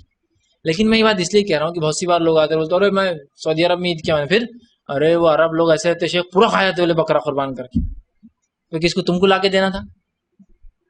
اب ہم ملیں گا نہیں انسان، دیکھیے اندازہ لگا اس مقام پہ جہاں ہر آدمی اپنے طرف سے بکرے ذبح کر رہا ہے، وہ کس کو لے کے دیں گا 3 حصے کر کے؟ غریب کہاں سے ڈھونڈ کے لائیں گا وہ؟ تم کو لگتا تم اتنے غریب ہو، جا کر بولو، اگر نہ دے تو پھر بولو کہ یار اتنا وہ تھا کہ میرے جیسے غریب کو بھی نہیں دیا، وہ ایک الگ شکل ہے۔ تو یہ سمجھنے کی ضرورت ہے۔ ہم کیا سمجھتے ہیں 3 حصے کرنا فرض ہے، ایک حصہ خود کھانا فرض ہے، اب نہیں بھی کھا جا رہا تو کھاتے بیٹھتے ہیں۔ جیسا کہ اب ایک بیل میں نے اپنے طرف ذبح کر دیا، 1 کنٹل گوشت آ گیا تو 3 حصے کو رکھتا ہے، 30 کلو تو گھر والوں نے کھانا ہی کسی بھی حال میں، ایک حصہ گھر والوں نے کھانا، ایک حصہ رشتہ داروں میں بانٹنا ہی ہے۔ اب نہیں ہے تو ڈھونڈو رشتہ دار، اور نہیں ہے تو دوسرے وطن لوگ لے جاتے ہیں، وطن یہاں سے وہاں لے جاتے ہیں، اللہ رحم کرے، اور بولے ایک حصہ غریبوں میں دینا شرط ہے۔ اب غریب نہیں تو کہاں سے لائیں گے؟ یورپ امریکہ میں کہاں سے غریب ڈھونڈیں گے آپ؟ ایسا کوئی شریعت نے نہیں کہا۔ ہاں اچھی بات ہے کہ آپ 3 حصے کریں، ایک خود کے لیے رکھیں، یہ اس شخص کے لیے جو پورا کھا جاتا ہے اس کے لیے 3 حصے کرنا اچھی بات ہے، لیکن وہ شخص جو پورا دینا چاہتا ہے اس کو کیوں 3 حصے کرا رہے آپ؟ میں اپنی قربانی کر کے پورا بانٹ دینا چاہ رہا ہوں، اب آپ بول رہے ہیں 3 حصے کرو تو مجبوراً مجھے کھانا پڑ رہا اس میں سے، میں نہیں کھانا چاہ رہا ہوں، اللہ نے مجھے دے رکھا ہے، سمجھ رہے ہیں بات کو؟ اب اصول بن نہیں وہ کھانا پڑتا، بولے نہیں تو بولے وہ قربانی مکروہ ہو جاتی، کیوں؟ بولے تم دوسروں کو بانٹ رہے ہو خود نہیں کھا رہے۔ اب آدمی پریشان کیا کروں، مطلب معاملہ ایسا ہو گیا جہاں شریعت نے کوئی اصول نہیں لگایا ہم نے اصول بنائے، اور جہاں اصول لگا دیے کیا ہوتا نہیں کرے تو کیا ہوتا نہیں کرے تو، اور جہاں نہیں ہے کر لی تو کیا ہوا، کر لی تو کیا ہوا۔ عجیب معاملہ ہے نا امت کا، بتایا جا رہا ہے تو چھوڑ دیتے ہیں، چھوڑنے کا حکم دیا رہا تو بولتے کیا وہ کر لی۔ ٹھیک ہے، تو بہرحال آپ جو ہے آپ صلی اللہ علیہ وسلم جب پوچھا گیا کہ ہم قربانی گوشت سے کیا، تو کہا کلو کھاؤ، ودخرو اور ذخیرہ کرو وہ تصدق اور صدقہ کرو. تو آپ صلی اللہ علیہ وسلم 3 چیزیں بتائیں، کھاؤ، ذخیرہ کرو، صدقہ کرو. یہاں بھی 3 حصے نہیں بولے، کھاؤ جتنا کھانا چاہو، ذخیرہ کرو جو کرنا چاہو، وہ تصدق ہو جو صدقہ کرنا چاہو. ٹھیک. لیکن علماء جو ہے ایک آیت سے سورہ حج کی آیت نمبر 36 کے ایک حصے سے استدلال کرتے ہوئے آیت یہ ہے کہ کلوا منہا وَأَطْعِمُوا الْقَائِنِينَ وَالْمُرْتَفَّ. اللہ مطلب اس کا ترجمہ یہ ہے کہ قربانی کے گوشت سے خود کھاؤ، جو محتاج مانگے ان کو دو اور جو نہ مانگے ان کو بھی دو. تو اس سے علماء کہتے 3 حصے کرو، خود کھاؤ ایک حصہ مانگنے والوں کو دو، ایک حصہ جو نہیں مانگتے رشتہ دار جو غریب ہیں ان کو دو. ٹھیک. لیکن کوئی ضروری نہیں. ٹھیک. اسی طرح ایک سوال لوگ بار بار کرتے کیا غیر مسلم کو قربانی کوئی دیا سکتا ہے؟ ہاں دیا جا سکتا ہے، کوئی اس کی ممانعت ثابت نہیں. کیوں؟ تو اگر اس سورہ حج کی آیت کو لے لے جس سے علماء کہتے 3 حصے کیے جائے، اس آیت میں کیا ہے؟ کھاؤ، جو مانگے بھی دو جو نہ مانگے بھی دو. تو اس میں غیر مسلم کو الگ کہاں کیا شریعت میں؟ اور ایسے بہت سارے واقعات آتے ہیں جس کے اندر جو ہے سلف نے جو غیر مسلموں کو حصہ دیا. تو میں یہ کہوں گا اگر ایسے کوئی غیر مسلم آپ کے اطراف میں ہیں جو کھاتے ہیں، یہ شرط ضروری ہے، اور آپ کو لگتا ہے یہ دینے سے محبتیں الفتیں بڑھیں گی، ضرور دیجیے. ہوتے ہیں نا بہت سے لو کاسٹ لوگ جو ہوتے ہیں وہ کھاتے ہیں بالکل. چونکہ ہندوازم میں کاسٹ سسٹم میں سے لو کاسٹ بول رہا ہوں، اسلام کے نزدیک کوئی لو اور ہائی کاسٹ نہیں ہوتے، لیکن ان میں ہے چونکہ تو کھاتے ہیں، تو دیجیے ان کو، محبت بڑھ سکتی ہے، الفت بڑھ سکتی ہے، بہت سارے اس سے جو ہے تعلقات بن سکتے. ٹھیک. اب قربانی جو کتنے دن کر سکتا ہے انسان؟ نبی اکرم صلی اللہ علیہ وسلم کی واضح حدیث آپ نے فرمایا، اور حدیث کے الفاظ اس طرح سے آپ نے فرمایا جو مسند احمد کی روایت ہے، کل ایام تشریق ذبح، تمام ایام تشریق ذبح کے دن ہیں. ایام تشریق کتنے ہوتے ہیں؟ 10 ذی الحجہ کو کہتے ہیں یوم النحر عربی میں. یوم النحر مطلب خون بہانے کا دن. ایام تشریق اس کے بعد کے 3 دن ہوتے ہیں، 11 ذی الحجہ، 12 ذی الحجہ اور 13 ذی الحجہ. ٹھیک. 10 ذی الحجہ کو کہتے ہیں یوم النحر، اور ایام تشریق کا معنی ہوتا ہے کھانے پینے کے دن. ٹھیک. سال میں 5 دن کے روزے اسلام میں حرام ہیں، 5 دن کے روزے صرف حرام ہیں. پہلا روزہ جو حرام ہے وہ عید الفطر کا ہے. دوسرا روزہ جو حرام ہے عید الاضحیٰ کا ہے، 10 ذی الحجہ کا ہے. تیسرا روزہ جو حرام ہے وہ 11 ذی الحجہ کا ہے. چوتھا روزہ جو حرام ہے وہ 12 ذی الحجہ کا ہے. اور 5واں جو روزہ حرام ہے وہ 13 ذی الحجہ کا ہے. ایام تشریق اور 2 عیدین کے روزے حرام ہیں. عید 2 دن کی ہے ہوتی ہے اور ایام تشریق 3 دن ہوتے ہیں. تو کتنے روزے حرام ہے شریعت میں؟ 5. ایک تو عید کا دن جو عید الفطر ہے، اور باقی 4 پورے ایک ساتھ آتے ہیں، 10 ذی الحجہ، 11، 12، 13 ایام تشریق. تو ایام تشریق تمام ذبح کے دن ہیں، تو قربانی کی جا سکتی 10 کو، یہ افضل ہے. 10 کو کرنا قربانی افضل ہے.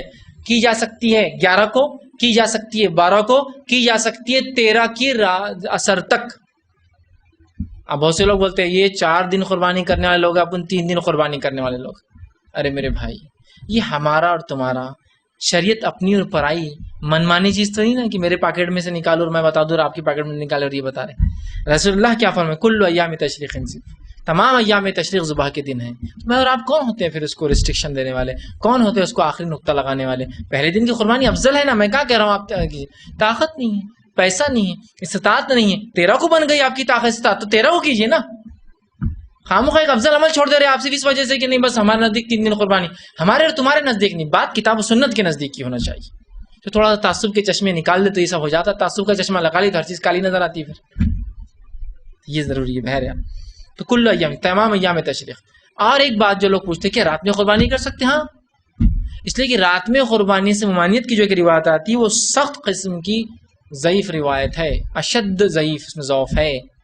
تو لہٰذا قربانی دن میں بھی کی جا سکتی ہے اور قربانی رات میں بھی کی جا سکتی ہے. تو قربانی شروع ہوتی عید کی نماز کے بعد سے لے کر آپ کی 10 ذی الحجہ عید کی نماز پڑھ کے آئیں گے، اس کے بعد سے لے کر تو آپ 13 ذی الحجہ کی اثر سے پہلے تک قربانی کر سکتے ہیں، یاد رکھیے. ٹھیک. اسی طرح جو چیز آپ قربانی میں یاد رکھیں گے وہ یہ ہے کہ جب جانور کو آپ ذبح کر رہے ہیں تو وہ مرحلے میں آپ کیا کیا کریں گے. جانور کو ذبح کرتے وقت سب سے پہلے چھری کو تیز کر لے. آپ نے حدیث میں فرمایا کہ جانور کو ذبح کرنا بھی احسان کے طریقے پر، سب سے اچھے طریقے پر ہوگا. چھری تیز کر لے. ماں عائشہ فرماتی اللہ کے رسول ایک بار جانور ذبح کرنا ہے اور ہمیں چھری تیز کرنے کا پتھر پہ حکم دیا تاکہ جانور کو کم تکلیف ہو اور خامخواہ اسے تکلیف نہ ہو. ٹھیک. اسی طرح دوسری چیز جو چیز یاد رکھیں گے، جانور کو ذبح کرتے وقت کوشش کرے کہ اس کا منہ قبلے طرف ہو. ادھر قبلہ اس لیے ادھر بتا رہا ہوں ڈائریکشن، تو آپ ہر بار ادھر کر دیں گے.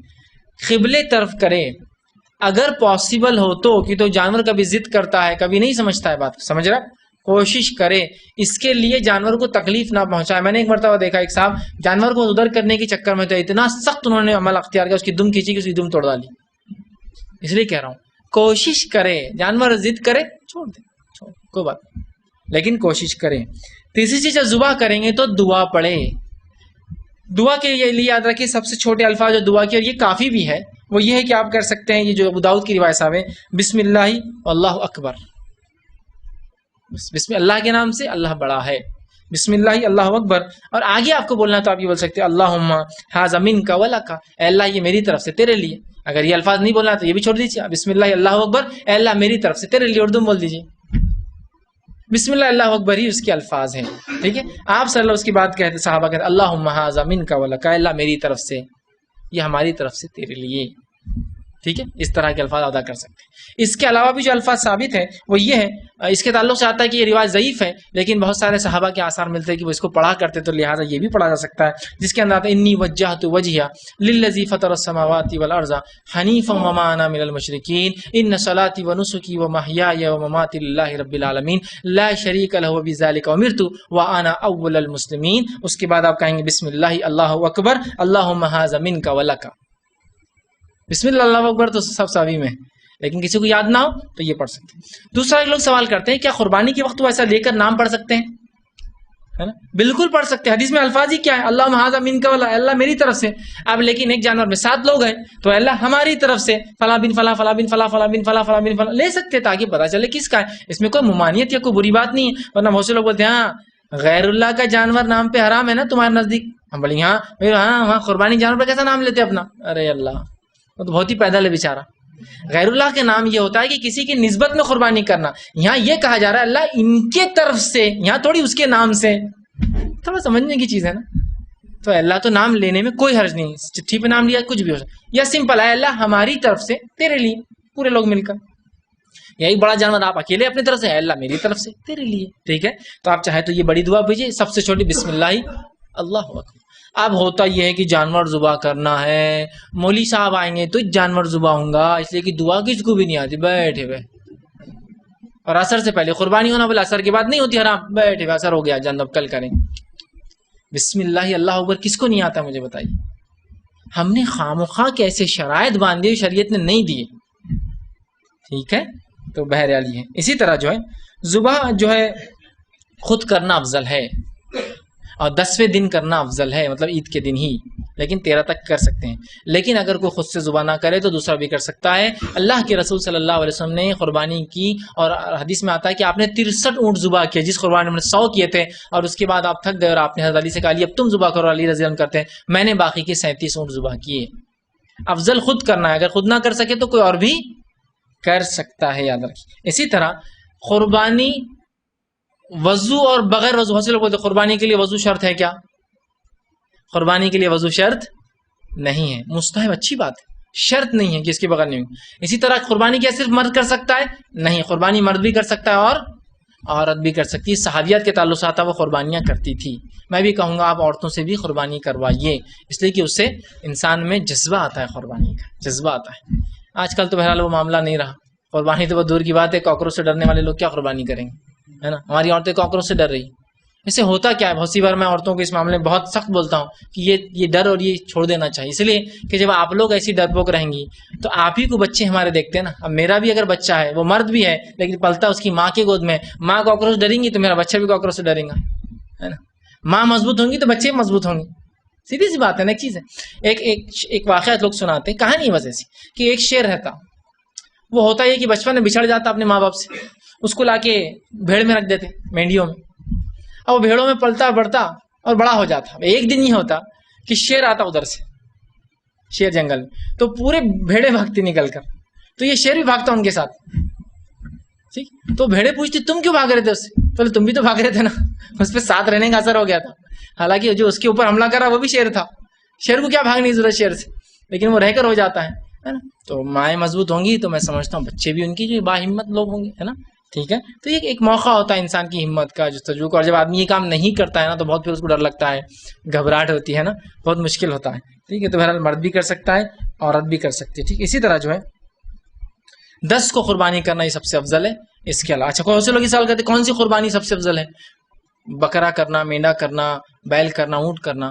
اس معاملے میں کوئی رائے تو ہم نہیں کہہ سکتے کہ قرآن حدیث سے کوئی بات ثابت ہو، لیکن علماء کی رائے میں جو سلف لکھتے ہیں اس میں ایک رائے یہ ہے جس میں سب سے زیادہ گوشت نکلے اور انسانوں کو سب سے زیادہ فائدہ ہو سب سے افضل قربانی ہے. تو اونٹ سب سے افضل ہوگا اسی کو سب سے زیادہ نکلتا ہے، پھر بیل ہوگا، اس کے بعد پھر چھوٹی چیز. ٹھیک ہے، تو یہ چند باتیں تھی قربانی کی. اب آئیے عید کے دن کیا کیا چیزیں آپ یاد رکھیں اور کریں وہ بھی بتا کے انشاءاللہ بات ختم کر رہا ہوں اپنی. عید الاضحیٰ کی نماز جو ہے عید الفطر سے تھوڑا جلدی پڑھنا چاہیے. ابھی جلدی کیا ہوتا ہے ہم کو تو معلوم نہیں، ہر نماز ہی لیٹ ہے ہماری، تب جلدی کیا ہوں. عید الاضحیٰ کی نماز عید الفطر سے جلدی پڑھنا چاہیے. حالانکہ رسول اکرم صلی اللہ علیہ وسلم عید الفطر کی نماز بھی اشراق کے فوراً اول وقت میں پڑھتے اور عید الاضحیٰ بھی. کبھی تاخیر ہوئی آپ سے عید الفطر میں، لیکن عید الاضحیٰ میں کبھی تاخیر نہیں. اشراق سمجھتے آپ؟ فجر کی نماز کے بعد فوراً سورج نکلتے ہی پڑھے، جو بمشکل 20 منٹ ہوتا ہے فجر کے بعد 25 منٹ میں سورج نکلتا ہے. جیسا حرمین میں ہوتا ہے، آپ اگر ٹی وی پہ دیکھتے ہوں گے حرم کا، تو لوگ فجر پڑھتے ہیں حرم میں بیٹھ جاتے ہیں، بس فجر کے بعد لوگ تکبیرات پڑھتے بیٹھے رہتے ہیں، فوراً اشراق کا وقت شروع ہوتا ہے، جماعت کھڑی ہو جاتی ہے. تو رسول اللہ عید الاضحیٰ عید الفطر سے تھوڑا جلدی پڑھتے ہیں. تو کم از کم اگر ہم عید الفطر 10:30 بجے پڑھتے ہیں، پتہ نہیں اشراق ہو کہ اوابین کا وقت ہے وہ، تو کم از کم اس کو تھوڑا سا نیچے لا لے 2-1 گھنٹے تاکہ فائدہ ہو لوگوں. اللہ کے رسول عید الاضحیٰ تھوڑی جلدی پڑھتے عید الفطر کے مقابلے میں. ویسے عید الفطر بھی اشراق میں پڑھ لیتے، اب جلدی بولے تو اس میں بھی اول وقت پڑھتے ہوں گے آپ. اشراق کا تھوڑا لیٹ والا تھوڑا اول وقت، سمجھ رہے آپ؟ جلدی پڑھی. ویسے عید کی نماز جلدی پڑھنا چاہیے. اسی طرح عید الاضحیٰ میں بہتر ہے کہ آدمی بغیر کھائے پیے کچھ جائے اور آ کر افضل ہے اپنے جانور کو ذبح کر کے اس میں سے کھائے. لیکن کبھی ایسا ممکن نہیں ہوتا. لیکن یہ تو ممکن ہے نا، بغیر کھائے کے جانا عیدگاہ اور آ کر کھانا، یہ تو ہو سکتا ہے نا، اپنے جانور میں سے نہیں لیکن جا کر تو آ سکتے ہیں نا. تو عید الفطر میں کھا کر جانا، میٹھا کھا کر جا کر سنت ہے. عید الاضحیٰ میں بھوکے جانا سنت ہے، مطلب بغیر کھائے کے جائیں گے، آنے کے بعد کھائیں. لیکن ہرگز اس کا مطلب نہیں کہ روزہ رہتا ہے. یا ویسے لوگ بولتے روزہ رہتا ہے عید کا، عید کی عید الفطر میں نماز تک اور عید الاضحیٰ میں بھی نماز تک، کوئی روزہ نہیں رہتا. ٹھیک. اسی طرح لباس اپنی حیثیت کے اعتبار سے سب سے اچھا جو وہ پہنے، اپنی حیثیت کے اعتبار سے سب سے اچھا. میرے پاس پورے لباس پرانے، ان پرانوں میں سب سے اچھا جو ہے وہ پہنوں گا میں، وہ میری حیثیت کے حساب سب سے اچھا.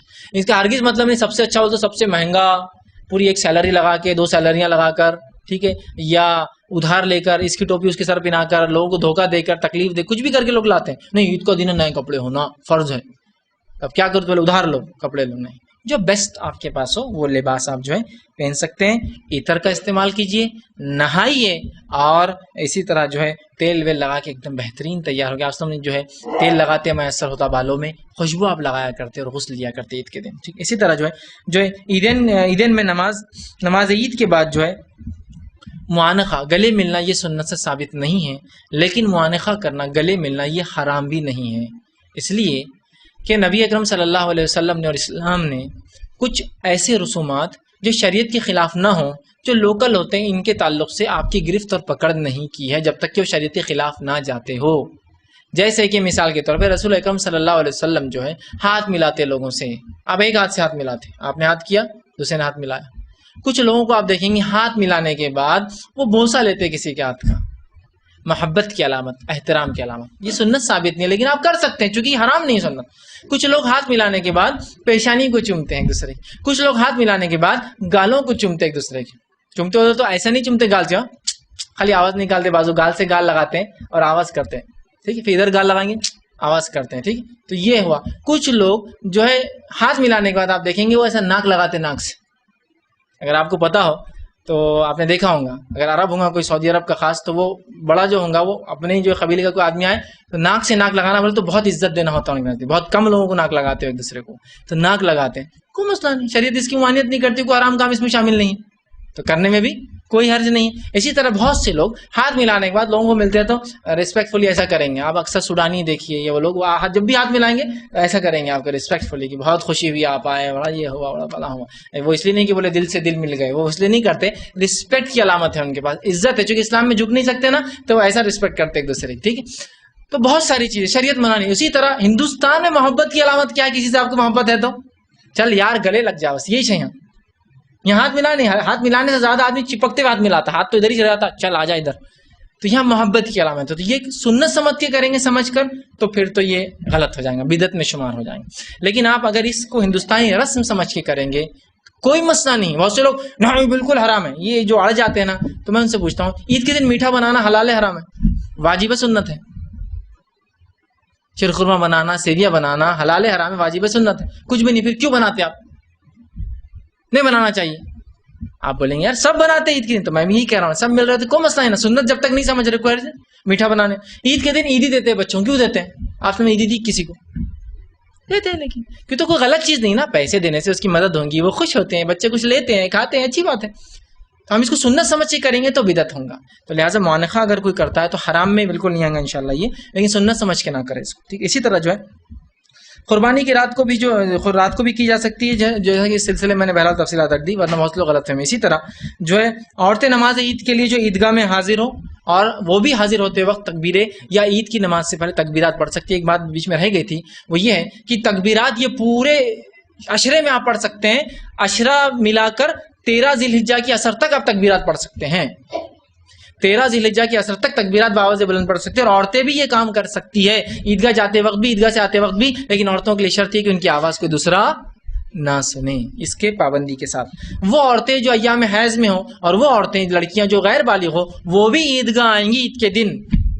ابھی تو بڑا مسئلہ ہے بھائی، عید کے دن عیدگاہ عورتوں کا جانا، ویسے مسجد نہیں جاتی تو عیدگاہ کیا جائیں گی بیچاریاں۔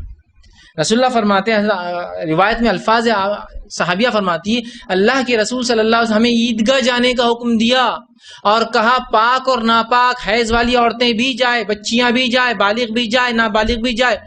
تو ایک عورت نے سوال کیا، اللہ کے رسول یہ حائضہ عورت تو نماز نہیں پڑھ سکتی، کیا کریں؟ تو کہا حائضہ الگ بیٹھیں گی لیکن مسلمانوں کی دعا میں شریک ہوں گی، نابالغ الگ بیٹھیں گی لیکن وہ جو چھوٹی بچیاں ہیں دعا میں شریک ہوں گی۔ کتنی اہم چیز ہے نا، حائضہ عورت کو بلایا گیا، اور یہاں تو معاملہ یہ ہے فتنہ، بس فتنہ فتنہ فتنہ، ہر جگہ فتنہ ہی نظر آتا ہے۔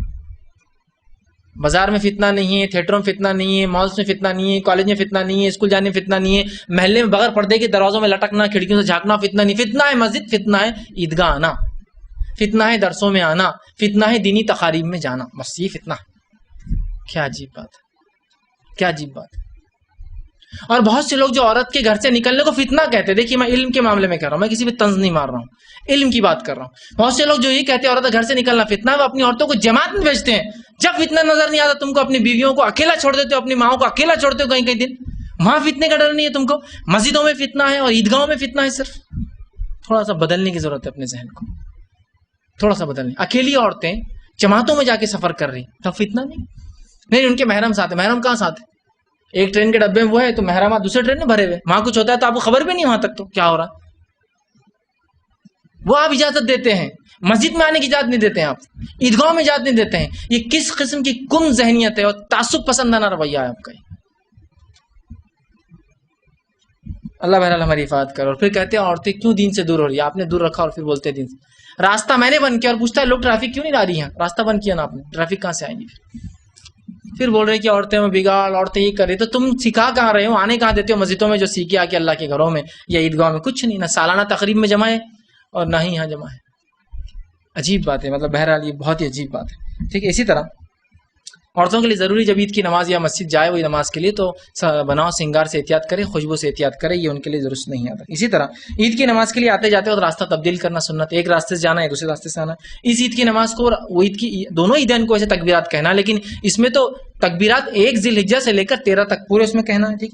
نماز عید سے مسجد جو ہے کی بجائے کھلے میدانوں میں پڑھنا یہ افضل ہے، کھلے میدان جس کو عیدگاہ کہتے ہیں اس میں پڑھنا افضل ہے، یہ زیادہ بہتر چیز ہے۔ عیدگاہ کو فکس جگہ ضروری نہیں ہے، آپ کہیں بھی کسی کالج کا، اسکول کا لان، گراؤنڈس کچھ بھی ہو سکتا ہے، کھلا ایریا، کھلے پلاٹس، کھیت، باغ کچھ بھی ہو سکتا ہے، آپ اس میں جو ہے وہ کر سکتے ہیں، ٹھیک۔ اسی طرح جو ہے عید کی نماز کے لیے کوئی اذان نہیں، ٹھیک ہے، اور کوئی اس کے لیے اقامت نہیں۔ عید کی نماز میں تکبیر تحریمہ کے علاوہ جو ہے قرأت سے پہلے 12 تکبیرات زیادہ ہے۔ عید کی نماز میں تکبیر تحریمہ کے بعد جو ہے قرأت سے پہلے دونوں رکعتوں میں 12 تکبیرات زیادہ ہے۔ پہلی رکعت کے اندر جو ہے 7 تکبیر اور دوسری رکعت کے اندر جو ہے 5 تکبیرات زائد ہے، یاد رکھیے۔ پہلی رکعت میں آپ نے اللہ اکبر کیا، ہاتھ باندھ لیا، اس کے بعد قرأت سے پہلے 7 تکبیرات زائد ہوں گی۔ ان تکبیرات میں ہاتھ اٹھانا ہے یا ہاتھ بندے رکھنا ہے، اس معاملے میں سلف میں اختلاف ہے، لیکن بہرحال دونوں ہی اگر عمل کرتے ہیں تو کوئی مسئلہ نہیں، کوئی اٹھاتا بھی تو مسئلہ نہیں اور کوئی باندھے رکھتا بھی ہے تو کوئی مسئلہ نہیں، یاد رکھیے، ٹھیک ہے۔ تو لہٰذا 11 ہے اللہ اکبر، اس کے بعد اللہ اکبر، اللہ 11 معاف کرنا 12 ہے، 7 بار کہیں گا، پھر رکوع اور پھر سورہ فاتحہ، ضمی سورہ، رکوع، اور اس کے بعد سجدے ہوں گے، اس کے جب کھڑے ہوں گے، پھر کھڑے ہونے کے بعد پھر سورہ فاتحہ سے پہلے 5 تکبیرات زائد ہوں گی، دونوں ملا کے 5 اور جو ہے 7 اور 5 12 ہوں گی. اب ہمارے پاس 6 زائد تکبیر ہوتی ہے. اس کے تعلق سے کوئی صحیح روایت مجھے آج تک نہیں ملی 6 زائد تکبیرات کی. 12 کا ہی بہرحال جو ملتا ہے، لیکن یہ تکبیرات سنن ہے، سنتیں ہیں نماز کی. ان کے چھوٹ جانے سے، چوک ہونے سے، بھولنے سے نماز میں انشاءاللہ کوئی فرق نہیں پڑے گا. اسی طرح نماز عید میں جو پہلی رکعت کے اندر جو سورہ قاف اور دوسری رکعت میں سورہ قلم پڑھنا سنت ہے، یا پہلی رکعت میں سورہ اعلیٰ اور دوسری میں سورہ غاشیہ پڑھنا یہ سنت ہے. اسی طرح جو ہے عید کی نماز ادا کی جائیں گی تو خطبہ عید کی نماز کے بعد ہوگا. عید کی نماز سے پہلے خطبہ دینا یہ سنت سے ثابت نہیں ہے. اسی طرح جو شخص عید کی جماعت میں شریک ہونے سے رہ جائے، وہ شخص جو ہے 2 رکعت نماز پڑھیں گا اندر کی. عیدگاہ جا کے پڑھ سکتا ہے، ایسا لیٹ آیا عیدگاہ میں تھا تو وضو کر کے، اور مسجد میں تو مسجد میں. بہت سے لوگ عید کی نماز کو آتے، نماز ہوگی تو بولتے ہیں ارے نماز ہوگی چلو واپس. نماز ہی نہیں پڑھتے ہیں. آپ فرض نماز کے لیے آئے، نماز چھوڑ کے تو کیا کرتے، واپس چلے جاتے. اللہ رحم کرے، میں نے دیکھا بہت سے لوگ چلے جاتے ہیں، صحیح میں چلے جاتے ہیں. مسجد میں آتے ہیں، نماز ہوگی بولے نکل چلے. ارے کیوں، اب قضا ہوگی نا، اب جان دو. اللہ رحم کرے، مطلب لوگوں کو اتنا بھی علم شریعت. تو بہرحال 2 رکعت نماز بعد میں پڑھ لی. عید کا خطبہ جو ہے بھی سننا جو ہے ضروری یاد رکھیے. لوگ اٹھ کر نہ بھاگے. بہت سی بار لوگ ہوتا ہے بس عید کا ہوا نماز کی اٹھ کے بھاگنا شروع. نہیں، خطبہ سننا چاہیے، یہ سنت ہے اور اس کی اپنی اہمیت ہے. امام خطیب اس میں دعائیں کرتا ہے، اگر وہ نکل جاتے تو امام کی دعاؤں سے محروم ہوتے، اس لیے کہ دعاؤں کے لیے تو عورتوں کو، حائضہ عورتوں کو بلایا گیا. دعا بڑی اہم ہے عید کی نماز کے اندر، ٹھیک ہے. اسی طرح جو ہے ہر تکبیر کے ساتھ رفع دین بہرحال آپ چاہے تو کر سکتے ہیں، نہ بھی کرے تو انشاءاللہ اس میں کوئی حرج نہیں ہوگا. تو یہ چند باتیں تھیں جو ذی الحجہ کے عشرے کی فضیلت، اس کے بعد کچھ باتیں مسائل کے تعلق سے عید کی، اور کچھ باتیں عید کی نماز کے تعلق سے میں نے رکھی. اسی پر اپنی بات کو میں ختم کروں گا. اللہ رب العزت سے دعا ہے کہ اللہ سبحانہ تعالیٰ جو کچھ کہا سنا گیا اس عمل کی توفیق عطا فرمائے. ہم تمام کو کتاب و سنت کی صحیح سمجھ عطا فرمائے، اس کے مطابق عمل کرنے کی توفیق دے. جب تک زندہ رکھے اسلام اور ایمان پر زندہ رکھے، خاتمہ ایمان پر ہو. وآخر دعوانا الحمدللہ رب العالمین.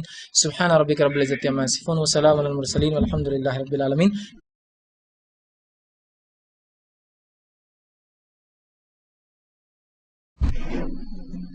بسم اللہ الرحمن الرحیم. الحمدللہ رب العالمین والصلاة والسلام علی خاتم النبیین والمرسلین. رب اشرح لی صدری ویسر لی امری واحلل عقدۃ من لسانی یفقہوا قولی. جی، لوگ حج کو گئے ہوئے ہیں، ان کے نام کی بھی یہاں قربانی کرنا ہے یا ایک ہی ساتھ سب کی ہو جائے گی؟ بھائی نے ایک اچھا سوال کیا کہ جو لوگ حج کو گئے ہوئے ہیں تو ان لوگوں کی قربانی کا کیا ہوگا. تو اس معاملے میں علماء کی جو رائے ہے وہ یہ ہے کہ چونکہ وہ لوگ حج میں ہیں، وہ اپنی قربانی حج کی کر رہے ہیں. استطاعت ہو تو ہندوستان میں ان کی الگ سے قربانی ہوگی.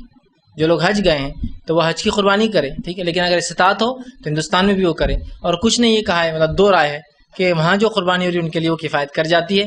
لیکن دوسروں نے کہا کہ نہیں، ان کو پھر سے کرنا ہے، اس لیے کہ وہ حج کی قربانی ہے اور یہ قربانی ان کی قربانی ہے.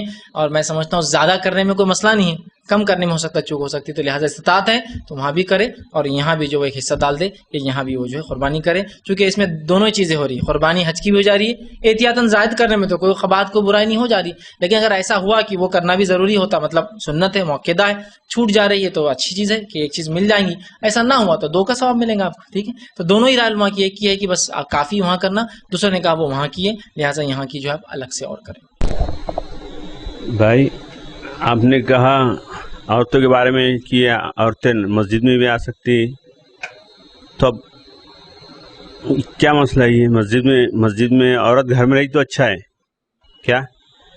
آپ نے بولے باہر بھی آ سکتی، وہ بات بھی صحیح ہے آپ کی، لیکن قرآن بول رہا ہے کہ ایک غیر مرد اور عورت کے آنکھیں مل گئے تو بیچ میں جو تو شیطان اتنے لمحے میں شیطان حائل ہو جاتا. اور پھر دوسری بات، عمر رضی اللہ تعالیٰ عنہ نے جو تو ان کے دور سے جو تو عورتوں کو نماز کو آنا وہ کر دیے تھے، انہوں نے منع کر دیے تھے. بھائی نے اچھا سوال کیا. خواتین کے لیے میں نے کہا مسجد میں نماز یا عیدگاہ ہے. بھائی نے کہا کہ اس سے غلط ملط ہونے کے امکانات بڑھ جاتے ہیں، نظریں ملنے کے امکانات، فتنے کے امکانات بڑھ جاتے ہیں، اور عمر رضی اللہ عنہ نے جو ہے من کیا تھا. تو یاد رکھیے کچھ چیزیں اس میں ہیں جو ہم کو سمجھنے کی ضرورت ہے، جو غلط فہمیاں ہیں. پہلی چیز، عورت مسجد آ سکتی ہے، عورت عیدگاہ جا سکتی ہے نماز کے لیے، صرف اس وقت اس کو منع کیا جا سکتا ہے جب سماج میں بہت زیادہ فتنہ ہو، جس فتنے کی وجہ سے وہ کہیں بھی نہیں جا سکتی ہو. نہ اسکول جا سکتی، نہ کالج جا سکتی، نہ جو ہے درگاہ جا سکتی، نہ مال جا سکتی، نہ بازار جا سکتی، نہ کہیں نہیں جا سکتی کیونکہ فتنہ ہے. تو لہٰذا اس ماحول میں وہ مسجد بھی نہیں جائیں گی. ہم نے کیا کیا؟ صرف مسجد اور عیدگاہ چھوڑ کر باقی اجازت ہمیں کہاں منع کیا؟ ایسا کوئی عالم ہے جو بول رہا ہے کہ مال میں عورتیں نہ جائیں؟ ہے ہمت کسی کی فتویٰ دینے کی؟ وہاں تو نظریں کیا نہیں مل رہا. آپ دیکھیے ایک ہی ایسکیلیٹر پہ چڑھ رہے ہیں اوپر, کوئی گر جا رہا ہے تو اس کو اٹھا بھی لے رہا ہے کوئی آ کر بھاگتے ہوئے. درگاہ کے اندر مرد وہاں بیٹھے, عورتیں سامنے بیٹھی ہے, کھانا کھا رہے ہیں, لباس پہن کے جا رہے ہیں, کپڑے. وہاں کوئی کہہ رہا ہے کہ درگاہ پہ جانا عورت کا آرام ہے؟ ایک بھی عالم کہہ رہا ہے؟ نہیں کہہ رہا ہے. سوال یہ ہے کہ صرف آپ فتنہ مسجد اور عیدگاہ اور مسجد میں جانے کو کہہ رہے ہیں, لیکن آپ کبھی مال میں, بازار میں, میلوں میں, یہ مینا بازاروں کے اندر اور چوڑی بازاروں کے اندر جہاں مرد اور عورتیں دھکے نہیں رگڑ رگڑ کے چل رہے ہیں ایک دوسرے کے جسموں کو, وہاں نہیں منع کرتے. صرف کہاں احتیاط کر رہے ہیں آپ؟ مسجد میں. تو جب عورت کہیں بھی نہیں جائیں گی تو انشاءاللہ مسجد بھی نہیں جائیں گی. رسول اکرم صلی اللہ علیہ وسلم نے اس بات کی وضاحت کی, عورت کے لیے سب سے بہتر مقام وہ اللہ کی رضا سے سب سے قریب تب ہوتی ہے جب اپنے گھر کے سب سے اندر کے کمرے میں ہوتی ہے, سب سے اندر کے, سب سے زیادہ اپنے رب کی رضا میں ہوتی ہو. یہ بات طے ہے. لیکن وہی صحابیات جن کا ایمان سب سے بلند تھا وہ مسجد میں نماز کو آتی تھی, رسول اللہ کے سامنے آئی, آپ نے منع نہیں کیا, آپ نے ان کو آنے دیا. بلکہ ایک صحابی نے جب روکا تو آپ نے فرمایا اسے نماز کو آنے دو, اور اسی صحابیہ سے کہا لیکن تیرے لیے گھر کے اندر اس کے سب سے اندر کے کمرے میں نماز پڑھنا افضل ہے, اس لیے کہ عورت رب کی رضا میں سب سے زیادہ تب ہوتی ہے جب اپنے گھر کے سب سے اندرونی کمرے میں وہ ہوتی ہے. تو یہ بات تو اپنی جگہ ہے. تو اگر آپ بازار میں منع کر رہے, درگاہ پہ منع کر رہے, مال پہ منع کر رہے, سنیما منع کر رہے, کالج کو منع کر رہے, بازاروں منع کر رہے, تو پھر مسجد میں منع کیجیے نا. لیکن آپ سب جگہ اجازت دے دیے, صرف ایک جگہ فتنہ ہے. ایسا لگتا ہے پورے گنڈے, موالی, ڈاکو, چھڑ والے صرف مسجد میں بیٹھے اور باقی پورے نیک لوگ مال سے بیٹھے ہیں مدد کے لیے, پورے اچھے لوگ درگاہوں پہ بیٹھے ہیں, پورے نیک لوگ سب جگہ صرف درگاہ مسجدوں میں وہ ہے. تو سب جگہ بند تو یہاں بھی بند. دوسرا ایک بہت اہم بات جو بھائی نے کی اور جو عام طور سے ایک غلط بات پھیلائی جاتی ہے, اس کی کوئی حقیقت نہیں یاد رکھی, وہ یہ ہے کہ عمر ابن خطاب رضی اللہ عنہ نے اس بات کو بند کیا. اور ایک دوسری بات جس میں عائشہ رضی اللہ عنہ فرماتی اگر اللہ کے رسول اس دور میں زندہ ہوتے اور عورتوں کو دیکھتے وہ کیا کر رہی ہے تو آپ مسجد میں آنے سے منع کر دیتے. یہ دو چیزوں کو لاتے ہیں, حضرت عمر کا قول اور یہ. سب سے پہلی چیز, عمر ابن خطاب رضی اللہ عنہ سے کوئی قول ثابت نہیں عورتوں کو مسجد میں آنے کی ممانعت کرنے کا, کوئی قول ثابت نہیں ہے. حضرت عائشہ سے تو بھی ثابت ہے, کوئی قول ثابت نہیں ہے اور کوئی عمل ثابت نہیں ہے. یہ کیسے ہو سکتا ہے کہ خلیفہ ثانی عمر ابن خطاب بند کر دے مسجد میں عورتوں کا آنا, اور اس کے بعد ہی مسلسل عورتیں اس زمانے سے لے کر آج تک حرم میں آتی رہے, اور آج تک مسجد نبی میں آتے رہے, آج تک پورے جزیرہ عرب میں آتے رہے, آج تک افسوس کی بات ہے پورے دنیا میں آتی رہے سوا ہندوستان کو چھوڑ کر.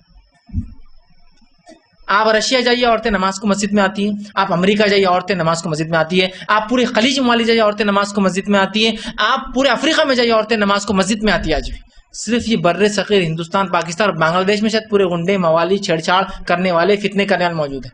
حالانکہ رسول اکرم صلی اللہ علیہ زمانے کا ایک واقعہ سنیے آپ, کیا سنگینی تھی اس واقعے کی. بات کے اقوال اگر ہوں گے بھی ثابت تو چھوڑیے, یہ سنیے اللہ کے رسول کے زمانے ہوا یہ. ایک عورت فجر کی نماز کو نکلی اپنے گھر سے, اور راستے میں ایک شخص نے اس عورت کو, اس صحابیوں کو کھینچ لیا, ایک گڑھے میں گرایا اور اس سے زنا بالجبر کیا. رسول اکرم صلی اللہ علیہ وسلم کی بات لائی گئی, آپ نے اس شخص کو جنہیں زنا بالجبر کیا اس کو سزائے موت دی, اور اس عورت کو بری, مطلب اس کو معصوم قرار دیا اور اس کو آزاد کر دیا. لیکن اس کے بعد کبھی یہ نہیں کہا کہ فجر میں عورت نہیں آئیں گے اس لیے کہ زنا ہو رہا ہے. فتنے کو روکا جائیں گا, شریعت نہیں بدلی جائیں گی. مسجد میں لوگ چھیڑ چھاڑ کر رہے ہیں نا, ان کی ٹانگیں توڑی جائیں گی, شریعت نہیں بدلی جائیں گی.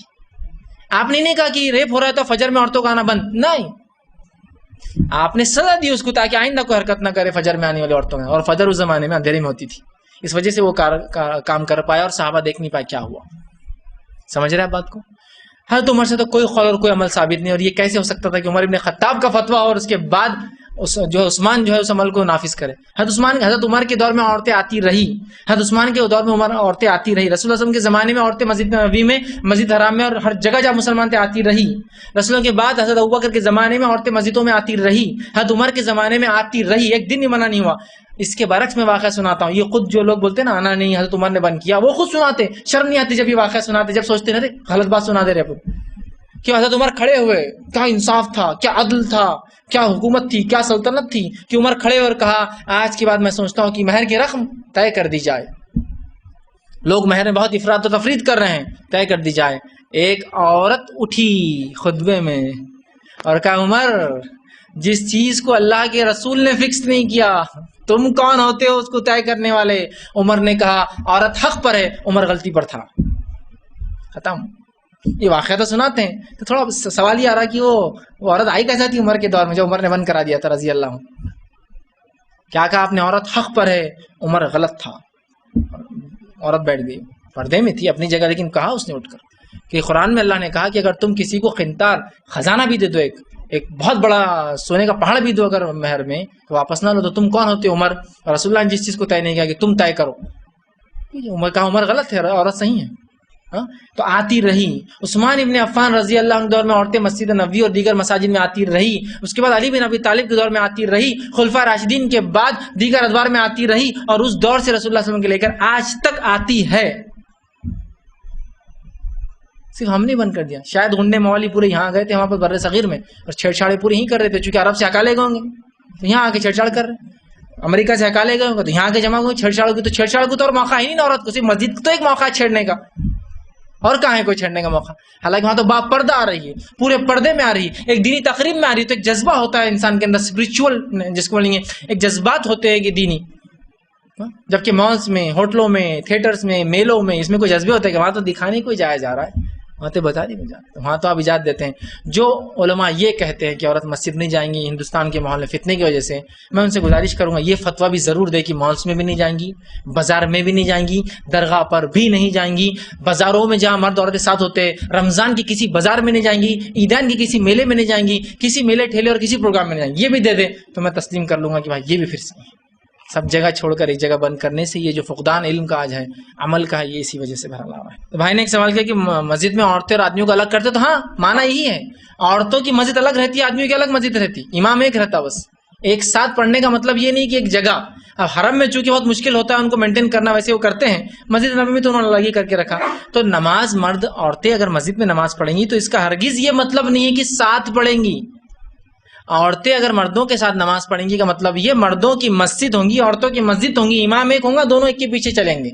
لیکن اس کا ہرگز مطلب نہیں کہ مرد عورت ایک ہی مسجد میں جائیں گے، ایک ہی ساتھ نماز پڑھیں گے. ٹھیک ہے، تو الگ سے مراد یہی ہوگا کہ مسجد میں عورت نماز پڑھیں گی مطلب وہ آئیں گی، اس کا راستہ الگ، اس کا طہارت خانہ الگ، اس کا حمام الگ، اس کی نماز کی جگہ الگ، اس کو کوئی نہیں دیکھیں گا، وہاں کوئی مرد نہیں ہوگا، مرد الگ دروازے سے آئیں گا، اس کا وضو خانہ الگ ہوگا، اس کا طہارت خانہ الگ ہوگا، وہ الگ ہوگا، امام ان کا آگے ہوگا، وہ مسجد میں عورتیں پیچھے کھڑی ہوں گی اور نماز پڑھیں گی. یہ معنی ہے اس کا، ساتھ پڑھیں گی یہ معنی نہیں.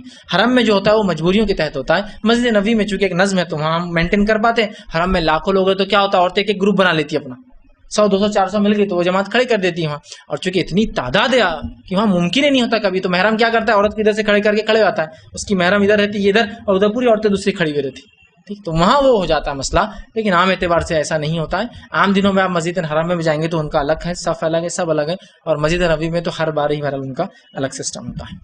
کسی نے بہرحال کسی نے کہا ہماری عمر 50 سال ہے، جب سے آج تک مطلب 6 تکبیروں کا عمل کریں یا پڑھتے ہیں، آپ سے معلوم ہوا کہ 12 تکبیرات کرنا چاہیے، تو کس طرح کرنا چاہیے 12 تکبیرات؟ دیکھیے 12 تکبیرات کہنا یہ سنت سے ثابت ہے، یہ پوری صحیح حدیث ہے کہ آپ 12 تکبیرات، 6 کے لیے کوئی روایت مجھے نہیں ملی. 12 تکبیرات کا طریقہ یہ نماز کا کہ سب سے پہلے جو انسان جو اللہ اکبر کہیں گا، اللہ اکبر کہنے کے بعد ہاتھ باندھے گا، ثنا پڑھے گا، اور سورہ فاتحہ سے پہلے پھر 7 مرتبہ تکبیرات ہوں گی. چاہے تو ہاتھ اٹھائے، چاہے تو ہاتھ رکھے، بندے رکھے، دونوں بھی. اللہ اکبر اللہ اکبر اللہ اکبر اللہ اکبر اللہ اکبر اللہ اکبر اللہ اکبر کریں گے. ٹھیک ہے، اس کے بعد ہاتھ باندھیں گا، بسم اللہ الرحمن الرحیم، پھر سورہ فاتحہ زمین سورہ.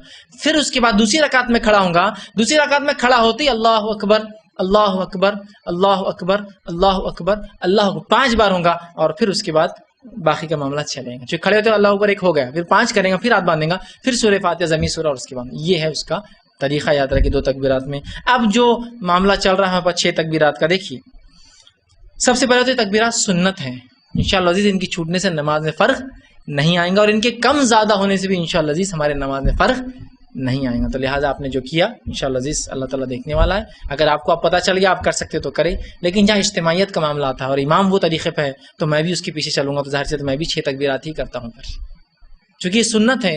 اور عیدگاہ میں نماز پڑھنا موقعہ ہے سنتیں، اور مسلمانوں کی اجتماعیت کے ساتھ رہنا یہ ہم پر واجب ہے. اجتماعیت سے مراد ہماری جماعت کی اجتماعیت نہیں، امت مسلمہ کی اجتماعیت، اور اس کے ساتھ ہم بالکل رہیں گے ہر بار. ٹھیک ہے، تو لہٰذا چھوٹ جانے سے انشاءاللہ کوئی فرق نہیں پڑھیں گا. اور اگر علماء کی علمی چوک ہے تو انشاءاللہ عزیز اس کا فائدہ بھی ہوتا ہے، وہ مسئلہ نہیں.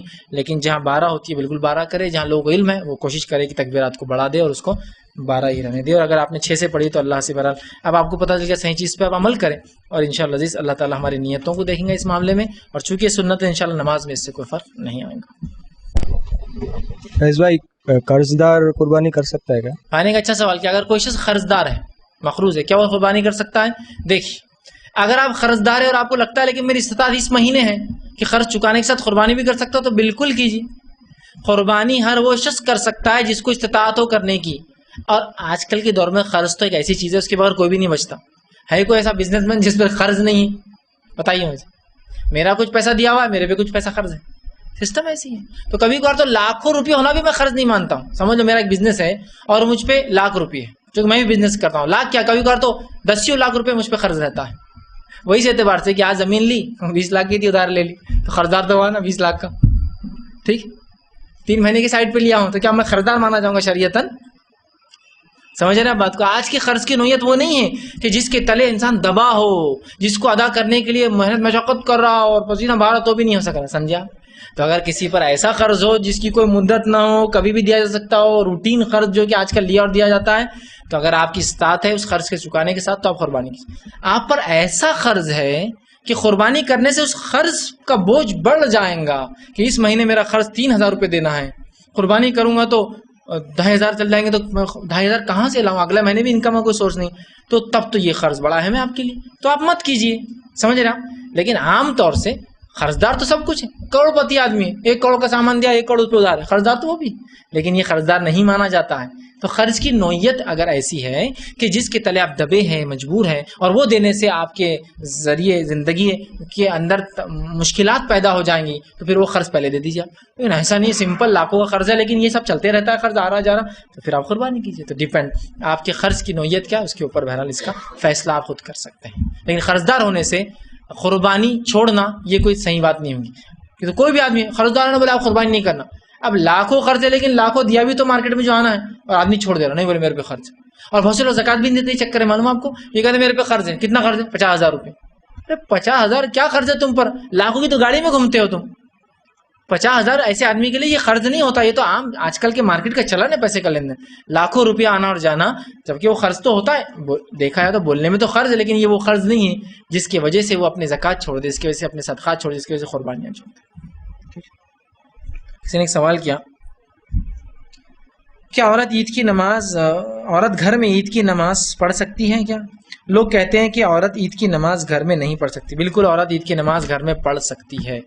جیسے کہ ایک شخص جس کی نماز چھوٹ جائے عید کی، وہ آ کر پیچھے پڑھ سکتا ہے اکیلا، ویسے عورتیں چونکہ اب جماعت نہیں تو گھر میں عید کی نماز پڑھ سکتی. یاد رکھیے بہت سے لوگ بولتے ہیں کہ عورتوں کے لیے عید کی نماز نہیں ہے. اس کی دلیل یہ ہے کہ وہ کہتے ہیں کہ عید کی نماز عیدگاہ میں یا مسجد میں ہوں گی، امام ہوں گا، محلہ جس بستی میں اس بستی کی تعداد 50 افراد سے زیادہ کی ہو، وہ قریہ نہ ہو بلکہ ایک بستی یا شہر ہو. یہ سب اصول نہیں ہے. 3 لوگ بھی ہو جائے تو جماعت بن جاتی ہے. اور اگر عورت کے لیے سسٹم ہی نہیں جماعت کا بیچاری کے لیے، تو کیا مستقل وہ ایک سنت نماز کو چھوڑتی رہے پوری زندگی بھر؟ کیسے ہوگا؟ گھر میں پڑھ لے اپنا. گھر میں عورت نماز پڑھ سکتی ہے. اور 2 رکعت یہ نفل نماز ہے. جیسے نفل نماز پڑھتے سمپل تکبیرات کی زائد ہونے کے. اور اگر سمجھو کہ کچھ لوگ بولتے ہیں وہ تکبیرات ہمیں یادش نہیں رہتے ہم کو، ماں وہ تکبیرات کے چکر میں تمہیں نماز بھول جا رہی میں، تو کیا کریے آپ؟ کچھ مت کیجیے، سادی 2 رکعت نفل نماز پڑھی، تکبیرات اضافی مت دیجیے، چونکہ اضافی تکبیرات سنت ہے، چھوڑ دیجیے. سادی 2 رکعت نفل، اس میں تو کوئی مسئلہ نہیں نا بھولنے کا، کریے. ویسے اگر یہ سب ہمیشہ سوچے نا بہت مشکل ہے تو پھر بہت مشکل ہوتا. کرنا ہے شریعت نے حکم دیا تو پھر کچھ مشکل نہیں ہے. ٹھیک ہے، کیا تکبیرات زیادہ سے کیا کیسا بھولیں گے یار، ایسا مشکل. اور جو عورتیں یہ بول رہی کہ ہم تکبیرات بھول جاتے، صلاۃ التسبیح برابر یاد رہتا، 10 بار پڑھنا ہو، 300 بار پوری 4 رکعت میں ہونا. اب اتنا مشکل کام یاد رکھتے تو 12 تکبیرات کیسے یاد نہیں آتے؟ خیر پھر بھی نہیں ہوتے ہیں تو سمپل 2 رکعت نفل جیسی پڑھتے ہیں ویسی اس کو پڑھ لیجیے انشاءاللہ. یہ آپ نے بتایا کہ جو جانور ذبح کر سکتے ہیں، تو بہت سے علاقوں میں بھینس یا ہیلے بھی کرتے، تو اس کا کیا معاملہ ہوگا؟ فائن ایک سوال کیا جانور ذبح کرنے کے تعلق سے بہت سی جگہ بھینس اور ہیلے کی قربانی ہے، تو اس کا کیا معاملہ ہے؟ تو دیکھیے کرنا تو یہ چاہیے کہ جن جانوروں کے لیے بہیمۃ الانعام کا لفظ استعمال ہوتا ہے انہی جانوروں کی قربانی دی جائے.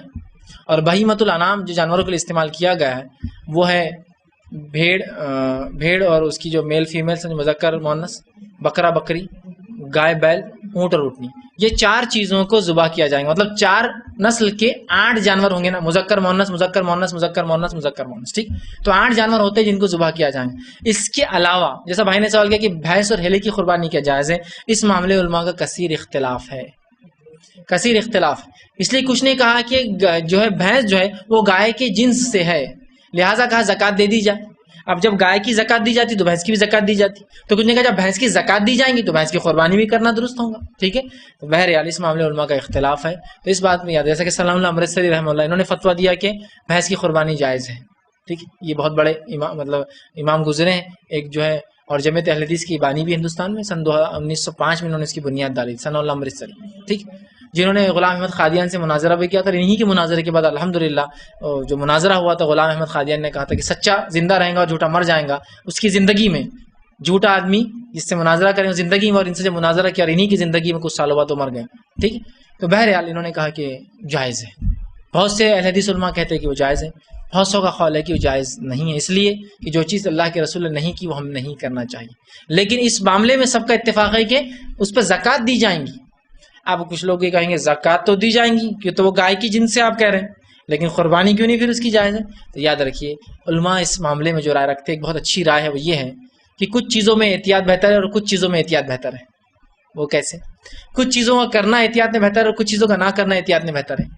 بھینس کو زکوٰۃ میں گائے کی جنس پکڑنا یہ بہتر ہے، اس لیے کہ زکوٰۃ فرض ہے۔ بھینس کو گائے کی جنس پکڑنا زکوٰۃ میں بہتر ہے، اس لیے کہ زکوٰۃ فرض ہے، نہ دینے پہ بہت سخت انجام ہے، وہ جانور جو ہے بڑے بڑے ہو جائیں گے اور اپنے کھروں سے رونتے ہوئے جائیں گے روز قیامت، تو بہتر ہے، اس لیے کہا دیا جائے زکوٰۃ کے اندر۔ دوسرا قربانی میں وہ منع کرتے ہوئے اس لیے کہ قربانی میں بہتر ہے کہ نہ کی جائے، چونکہ رسول اللہ نے نہیں کی، سمجھ رہے نا آپ کو، کچھ میں کرنا بہتر ہے کچھ میں نہ کرنا بہتر ہے، تو ایک ہی جانور ہے زکوٰۃ میں بہتر ہے دے دے چونکہ فرض چھوٹ جائے گا نہ دے تو، اور قربانی میں نہ کرے اس لیے کہ کوئی گناہ تھوڑی ہو رہا نہ کرنے کا، صحیح بات ہے نا۔ میں بھی زیادہ اس کو بہتر سمجھتا ہوں اسی قول کو، کیونکہ زکوٰۃ میں بہتر ہے اور قربانی میں بہتر نہیں ہے، نہ کرنا بہتر ہے، چونکہ اللہ کے رسول نے جن جانور کیے، ہاں آپ کو یہ کہا ہمارے پاس تو یہ جانور ہی نہیں ہے، یہ جانور ہو نہیں سکتا۔ جیسا کہ مثال کے طور پر یو پی چلے جائیے، ہندوستان کا ماحول لے لیجیے، یو پی کا، تو وہاں گائے بیل دونوں ذبح نہیں کر سکتے آپ، اونٹ خریدنے کی طاقت انسان میں ہوتی نہیں، اور بکروں تو استطاعت سے باہر چلے گا پورے بکرے نکل کے 7,000 8,000 10,000 کہاں سے لائیں گے آدمی، مطلب 2 داتا بکرا بہت مہنگا ہو گیا ہے نا۔ اس سے تھوڑا آگے چلے جائیے آپ، نیپال میں چلے جائیے، نیپال میں بکری بکرا بھی نہیں ہے اور گائے اور بیل بھی نہیں کاٹ سکتے آپ، آپشن آپ کے پاس اونٹ اور ہیلا ہی بچتا ہے پھر کٹھا، مطلب بھینس اور اس کا میل فیمیل۔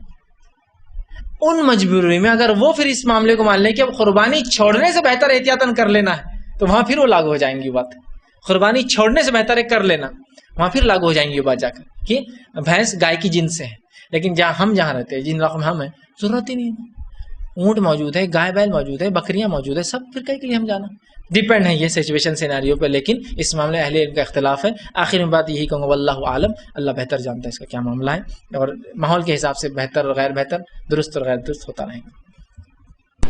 شیخ اگر کسی کے پاس استعداد ہے کرنے کے لیے بکرا وغیرہ کاٹنے، لیکن اجتماعی طور پہ کر لیتے تو یہ بڑے جانور میں، لیکن ہے اگر بکرا کاٹنے کا لیکن ایسا اجتماعی کر لے رہے تو کیسا ہے ایسے؟ میں نے ایک اچھا سوال کیا کہ اگر کسی میں طاقت تو ہے بکرا ذبح کرنے کی اور وہ اسے گھر میں سمجھتا ایک ہی حصے کے اعتبار سے وہ کر رہا ہے، لیکن حصہ ڈال دینا کیسا، چونکہ حصہ سستا پڑتا ہے، ایک حصہ بڑے جانور میں 2,000 میں آئیں گا تو ایک حصہ بکرے میں 7,000 تک جائیں گے آج کے دور میں، وہ بھی سستے والے، اور مہنگے آئیں گے 10,000 تک بھی چل جا رہے بکرے، ٹھیک، 10,000 میں۔ تو اس میں کیا معاملہ ہے؟ دیکھیے جیسا ہر چیز میں ہم سب سے بہتر سب سے اچھا چاہتے ہیں نا، ہے نا، تو کوشش کرے قربانی کے اندر سب سے بہتر سب سے اچھا آپ چاہیں، ٹھیک، لیکن بہتر قربانی سلف کے قول کے مطابق تو وہ ہے جو مہنگی ہو نہیں، جس میں گوشت زیادہ نکلے، انسان زیادہ فائدہ اٹھائے، ٹھیک۔ اگر کوئی انسان یہ سوچتا ہے طاقت تو ایک بکرے کی، لیکن اگر بیل لے لوں گا تو حصے بھی 7 ہو جائیں گے، ثواب زیادہ، لوگ بھی زیادہ کھائیں گے، تقسیم کروں گا ثواب زیادہ، تو بہتر یہ ہے پھر، ٹھیک ہے، سمجھ رہے ہیں آپ، ڈیپینڈ نہیں ہے، ڈیپینڈ ہے، ٹھیک، ڈیپینڈ ہے، لیکن کسی کو بھی افضل مفضول کے پاس زیادہ خرچ کرنے سے قربانی زیادہ افضل ہوتی ہے ایسا بولنا مشکل ہے، اس لیے کہ پھر لوگ بولیں گے پھر تو 1 لاکھ کا بیل ہم لے کے آئیں گے، 50,000 کا یہ لائیں گے، اور ہوتے ہیں لاکھوں کے اندر بھی بہرحال جاتے ہیں۔ ہاں جانور اس قسم کا ہو تو درست بھی آپ کے لیے پیسہ دینا. ٹھیک, ایسے ایسے جانور ہوتے ہیں, اگر آپ کو اگر معلوم ہے, بلگیرین جو جانور ہوتے ہیں, بیل جو ہوتے ہیں, اگر آپ کو اگر اس کا علم ہو, بلگیرین بلو شاید ان کا نام ہوتا ہے, اگر وہ جانور کو آپ دیکھیں گے تو 30 کنٹل کے ہوتے ہیں, 3 ٹن کا ہوتا ہے ایک جانور, بیل کے نا, اور نیچرل بغیر اسٹیرائڈس کے وہ نسل ہے ایک بلگیرین بل, سب سے بہترین نسل دنیا میں بیلوں کی وہ ہے, تو 3 ٹن تک جاتا ہے اس کا وزن. تو ظاہر سی بات ہے اس کی قیمتیں بھی ایسے اسٹیگرنگ ہائی جاتی ہے کہ تو گوشت بھی اتنا ہوتا ہے. ٹھیک, تو یہ تو ایک الگ چیز ہے. ایسے جانور میں ہندوستان میں نہیں ہوتے ہیں, لیکن آپ پاکستان میں جائیں گے نا آپ کو بہت ملیں گے, عرب میں جائیں گے وہاں بھی ملیں گے آپ کو, مالدار لوگ ہیں اور ویسے جانور خرید کے لاتے ہیں. لوگ پاکستان میں تو بہت کامن ہے, نیٹ پہ ویڈیوز بھی رہتے ہیں, اتنے ٹن کا اتنے ٹن کا. ٹھیک, تو بہرحال یہ تو ایک الگ شکل ہے, لیکن عام اعتبار سے جس میں زیادہ گوشت ہو, زیادہ فائدہ مند ہو, انسانیت کو زیادہ نفع ہو, وہ جانور کاٹے. تو اس نیت سے کوئی سوچ رہا ہے کہ بس زیادہ حصے بھی ہو جائیں گے, پیسے ڈبل لگ رہے, صرف یہ ڈبل کاسٹ میں آئیں گے, ٹرپل آئیں گا, لیکن 7 حصے ہو جا رہے ہیں, 7 کا ثواب مل رہا ہے اور گوشت بھی زیادہ آئیں گا. تو وہ ڈیپینڈ ہے, کوئی اس میں ضروری نہیں ہے کہ ہم کسی کو افضل یا کسی کو مفضول کہیں اس معاملے میں. السلام علیکم. دیکھا جاتا ہے کہ لوگ قربانی کے ساتھ عقیقے کے حصے بھی شامل کر لیتے ہیں, تو اس کے بارے میں تھوڑی وضاحت کریے. میں نے ایک اچھا سوال کیا کہ دیکھا جاتا ہے کہ لوگ قربانی میں عقیقے کا حصہ بھی ڈال دیتے ہیں, اور بہت سارے لوگ کرتے ہیں. جیسا کہ قربانی کی 3 حصے, میرا ایک حصہ, بیوی کا حصہ, بچے کا حصہ, اور اپنے 2 بچے جو پیدا ہوئے تو لڑکے ہیں وہ, تو ان کے 2 حصے, تو کتنے ہو گئے 7.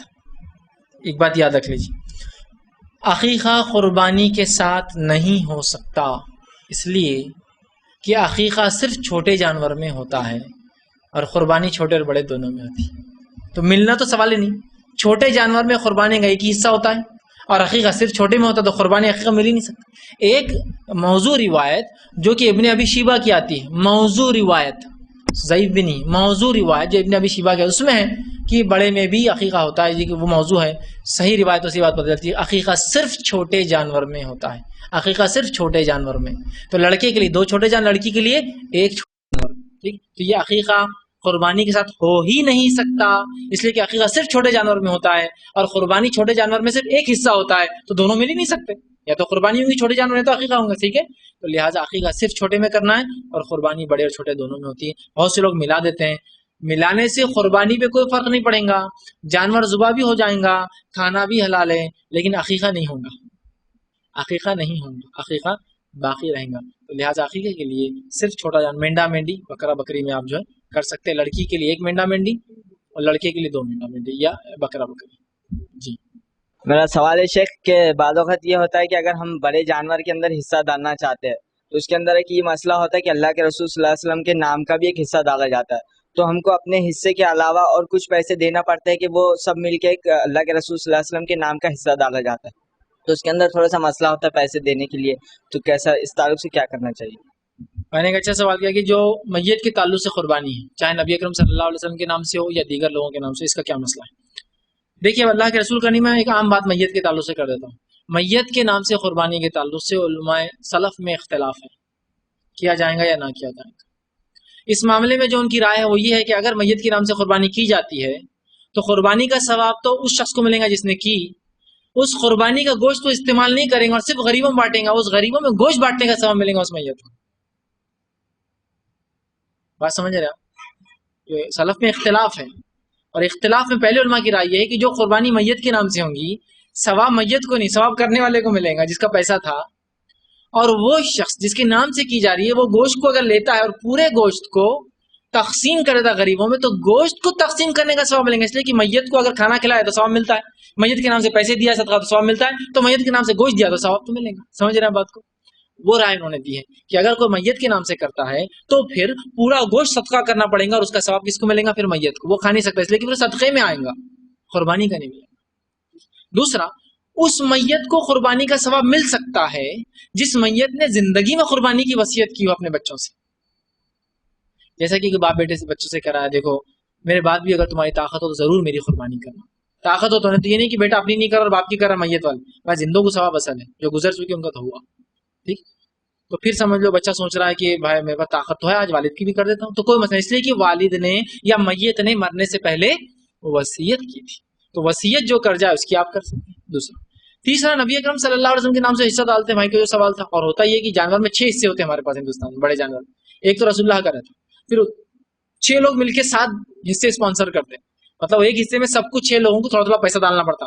2500 کا حصہ 250 روپے ایکسٹرا ڈالو, چونکہ رسول اللہ کا بھی حصہ ہے, 7 لوگ 250 ڈال کے ایک حصہ بنا. اس کا کیا مطلب؟ رسول اکرم صلی اللہ علیہ وسلم نے امت سے کبھی بھی قربانی کرنے کی وصیت نہیں کی تھی.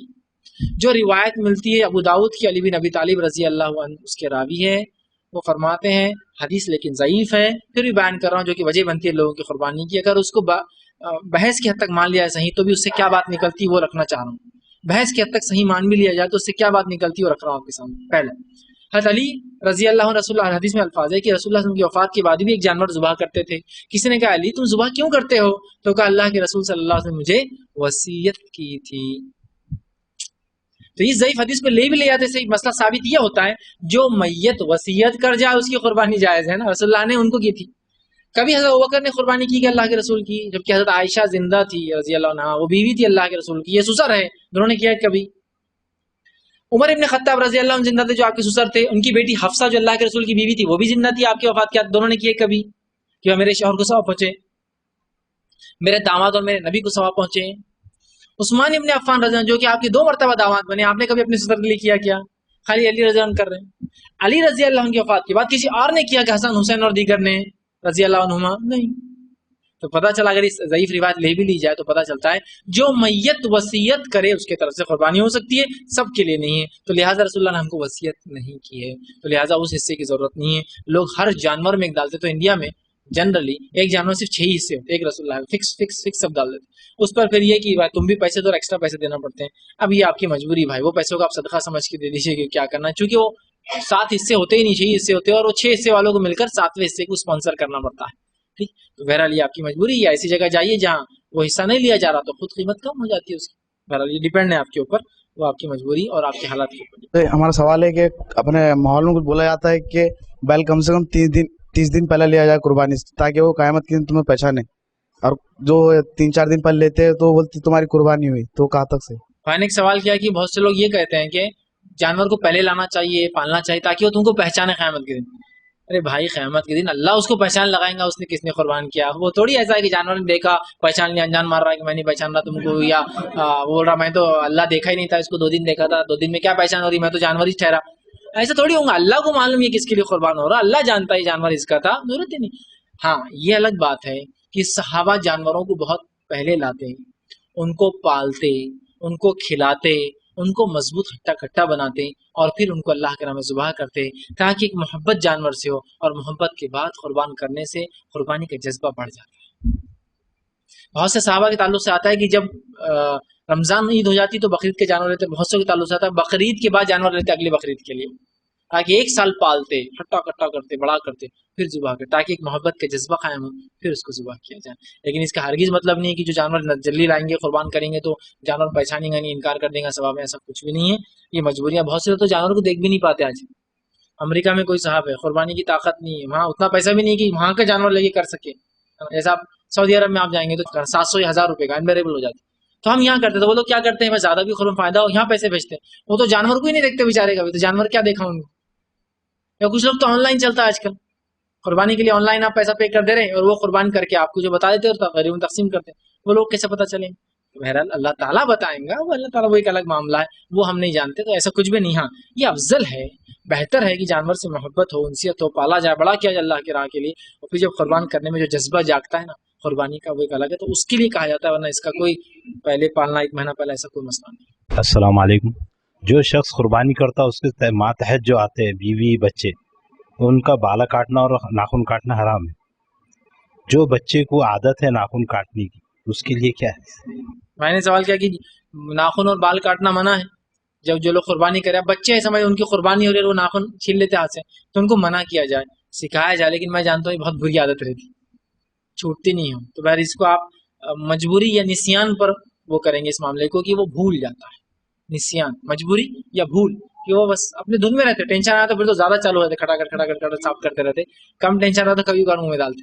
کوشش کرے وہ لوگ بھی کہ اپنے آپ کو روکے. بچے تو ٹھیک ہے, بچے ہی مسئلہ نہیں, بڑے ہو جائے تو پھر تو ان کو 10 دن تو رکنا ہی پڑے گا. اپنی نفس کو تھوڑا رکنا پڑے گا, اپنے ہاضمے کو تھوڑا خراب کرنا پڑے گا. کبھی کبھار کچھ لوگ ہاضمہ بن جاتا, ناخن نہیں کھاتا, ہاضمہ برابر نہیں رہتا ان کا, ناخن کنٹینیو کھاتے رہتے, بڑے ہونے کے بعد ہی بہت عمر تک. تو بہرحال नाखून मुंह में लेना ये अच्छी बात नहीं होगा, और ख़ास तौर से ये वैसे भी नाखून मुंह में लेना अच्छी बात नहीं है, ख़ास तौर से इन अय्याम में काट तो ये साफ़ करने में आ जाएगा तो बहरहाल दुरुस्त नहीं होगा इसको। शेख, कुर्बानी के गोश्त से कोई और तकरीब जैसे वलीमा वगैरह कोई गरीब आदमी हो उसका किया जा सकता है? भाई ने एक सवाल किया कि अगर कोई आदमी कुर्बानी कर रहा है उसके गोश्त का इस्तेमाल क्या ऐसी कोई तकरीब में जो वलीमा हो सकता है या किसी अकीक़े खाने की तकरीब, अकीक़ा तो अलग जानवर खाने के लिए कोई दावत कर सकते हैं? हाँ बिल्कुल किया जा सकता है। जैसे कि मैंने अपनी कुर्बानी करी और 3 दिन बाद किसी का वलीमा था, कहा कि भाई मैं गोश्त रखता हूँ और आप 3 दिन बाद मेरे से वो गोश्त पूरा ले लीजिए, आपका वलीमा मेरे गोश्त से कीजिए, कोई मसला नहीं। वलीमा कर सकते हैं, कोई दावत, कोई भी हलाल जगह उस दावत में उसको आप दे सकते हैं, इसमें कोई मसला नहीं है कि आप उसको बांटे 3 हिस्से ही करें, आप बिल्कुल दे सकते हैं, किसी और को भी दे सकते हैं। जैसा एक साहब ने मुझसे सवाल किया था हाल ही में कि उन्हें कुर्बानी करना चाह रहे हैं और कुर्बानी के दूसरे दिन उनके भाई का निकाह या वलीमा है, वो कह रहे थे कि क्या हम वो पूरा दे दे गोश्त? मैंने कहा बहुत अच्छी बात है, दे दीजिए, वो सदका नेकी में आएगा आपके भाई के लिए, क्योंकि खाना गरीब भी खाएंगे अमीर भी खाएंगे, सब खाएंगे ना, उसमें कोई मसला नहीं। तो आप किसी तकरीब में वो कोई दे सकते हैं या किसी तकरीब में लोगों को बुलाकर खिला भी सकते हैं। भाई खाना कुर्बानी हुई, आपने सब लोगों को दावत दी, अपने पास बुला के खिला दिया, कोई मसला नहीं, कुछ भी किया जा सकता है, कोई मसला नहीं। भाइयों में से एक भाई अगर बॉम्बे में और वो कुर्बानी के लिए चाल पकड़ो कहते तो वो कुर्बानी यहाँ पर कर देंगे तो हो जाएंगी वो। भाई को मतलब भाई बाहर है और यहाँ पैसे देते हो करो बोलकर? हाँ हाँ। मैंने सवाल किया कि अगर कोई शख्स है जो बाहर है, दूसरे शहर में, दूसरे मुल्क में, और यहाँ अपने भाइयों को पैसा देता कुर्बानी करो तो क्या हो जाएंगी? तो हाँ बिल्कुल हो जाएंगी, इसमें कोई हर्ज नहीं, कोई कुर्बानी में कमी नहीं आएंगी कि वो पैसा भेज दें और उसके भाई कुर्बानी उसके नाम से कर दे, उसको उसका सवाब मिल जाएगा। जर्सी गाय का कुर्बानी के लिए क्या मसला? भाई ने एक सवाल किया कि जर्सी जो गाय होती है उसको कुर्बानी के ताल्लुक से क्या मामला? तो देखिए इस मामले में जो असल मुद्दा, जो बात जहाँ से शुरू होती है जर्सी हलाल है या हराम है, वो यहाँ से शुरू होती है कि कुछ लोगों का ये कहना, मुझे ऐसी कोई तहकीक नहीं मालूम, इसको पहले आप लोगों को अगर कोई तहकीक हो तो मेरे इल्म में तो ऐसी कोई तहकीक नहीं है, ऐसी कोई रिसर्च वर्क नहीं है।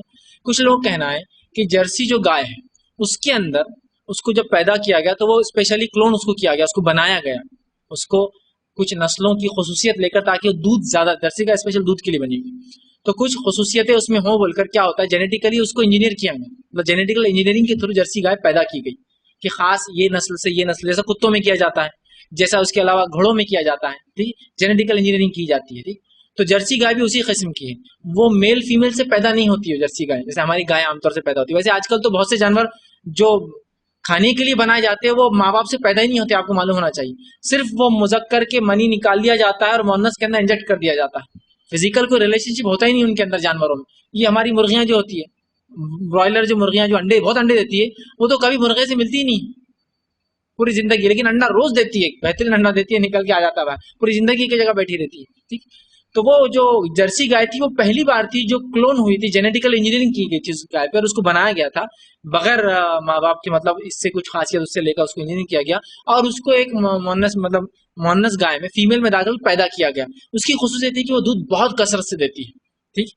तो उसमें लोग कहते हैं कि जब उसको जेनेटिकली, मतलब उसको इंजीनियरिंग किया जा रहा था, तो उसके अंदर कुछ ऐसे मादे लिए गए जो सुअर से लिए गए, जो सुअर से लिए गए। वल्लाहु आलम, मैं नहीं जानता कि क्या कोई जानवर किसी दूसरे जानवर के जेनेटिक्स लेकर क्या पैदा हो सकता है, वल्लाह, अगर ऐसा होता तो आज तक बहुत अलग अलग जानवर लोग पैदा कर देते थे, डायनासोर के वजूद में ला लेते थे किसी ना किसी हद तक। कुछ तो चीजें उसकी मिल गई है जेनेटिक कोडिंग उसकी हड्डियों से, और कुछ मिला देते थे लोकल जो जानवर आज शुतुरमुर्ग है, ये है वो है, बड़े बड़े हाथियां हैं, कुछ तो कर सकते थे ना, नहीं कर पाया आज तक, ठीक।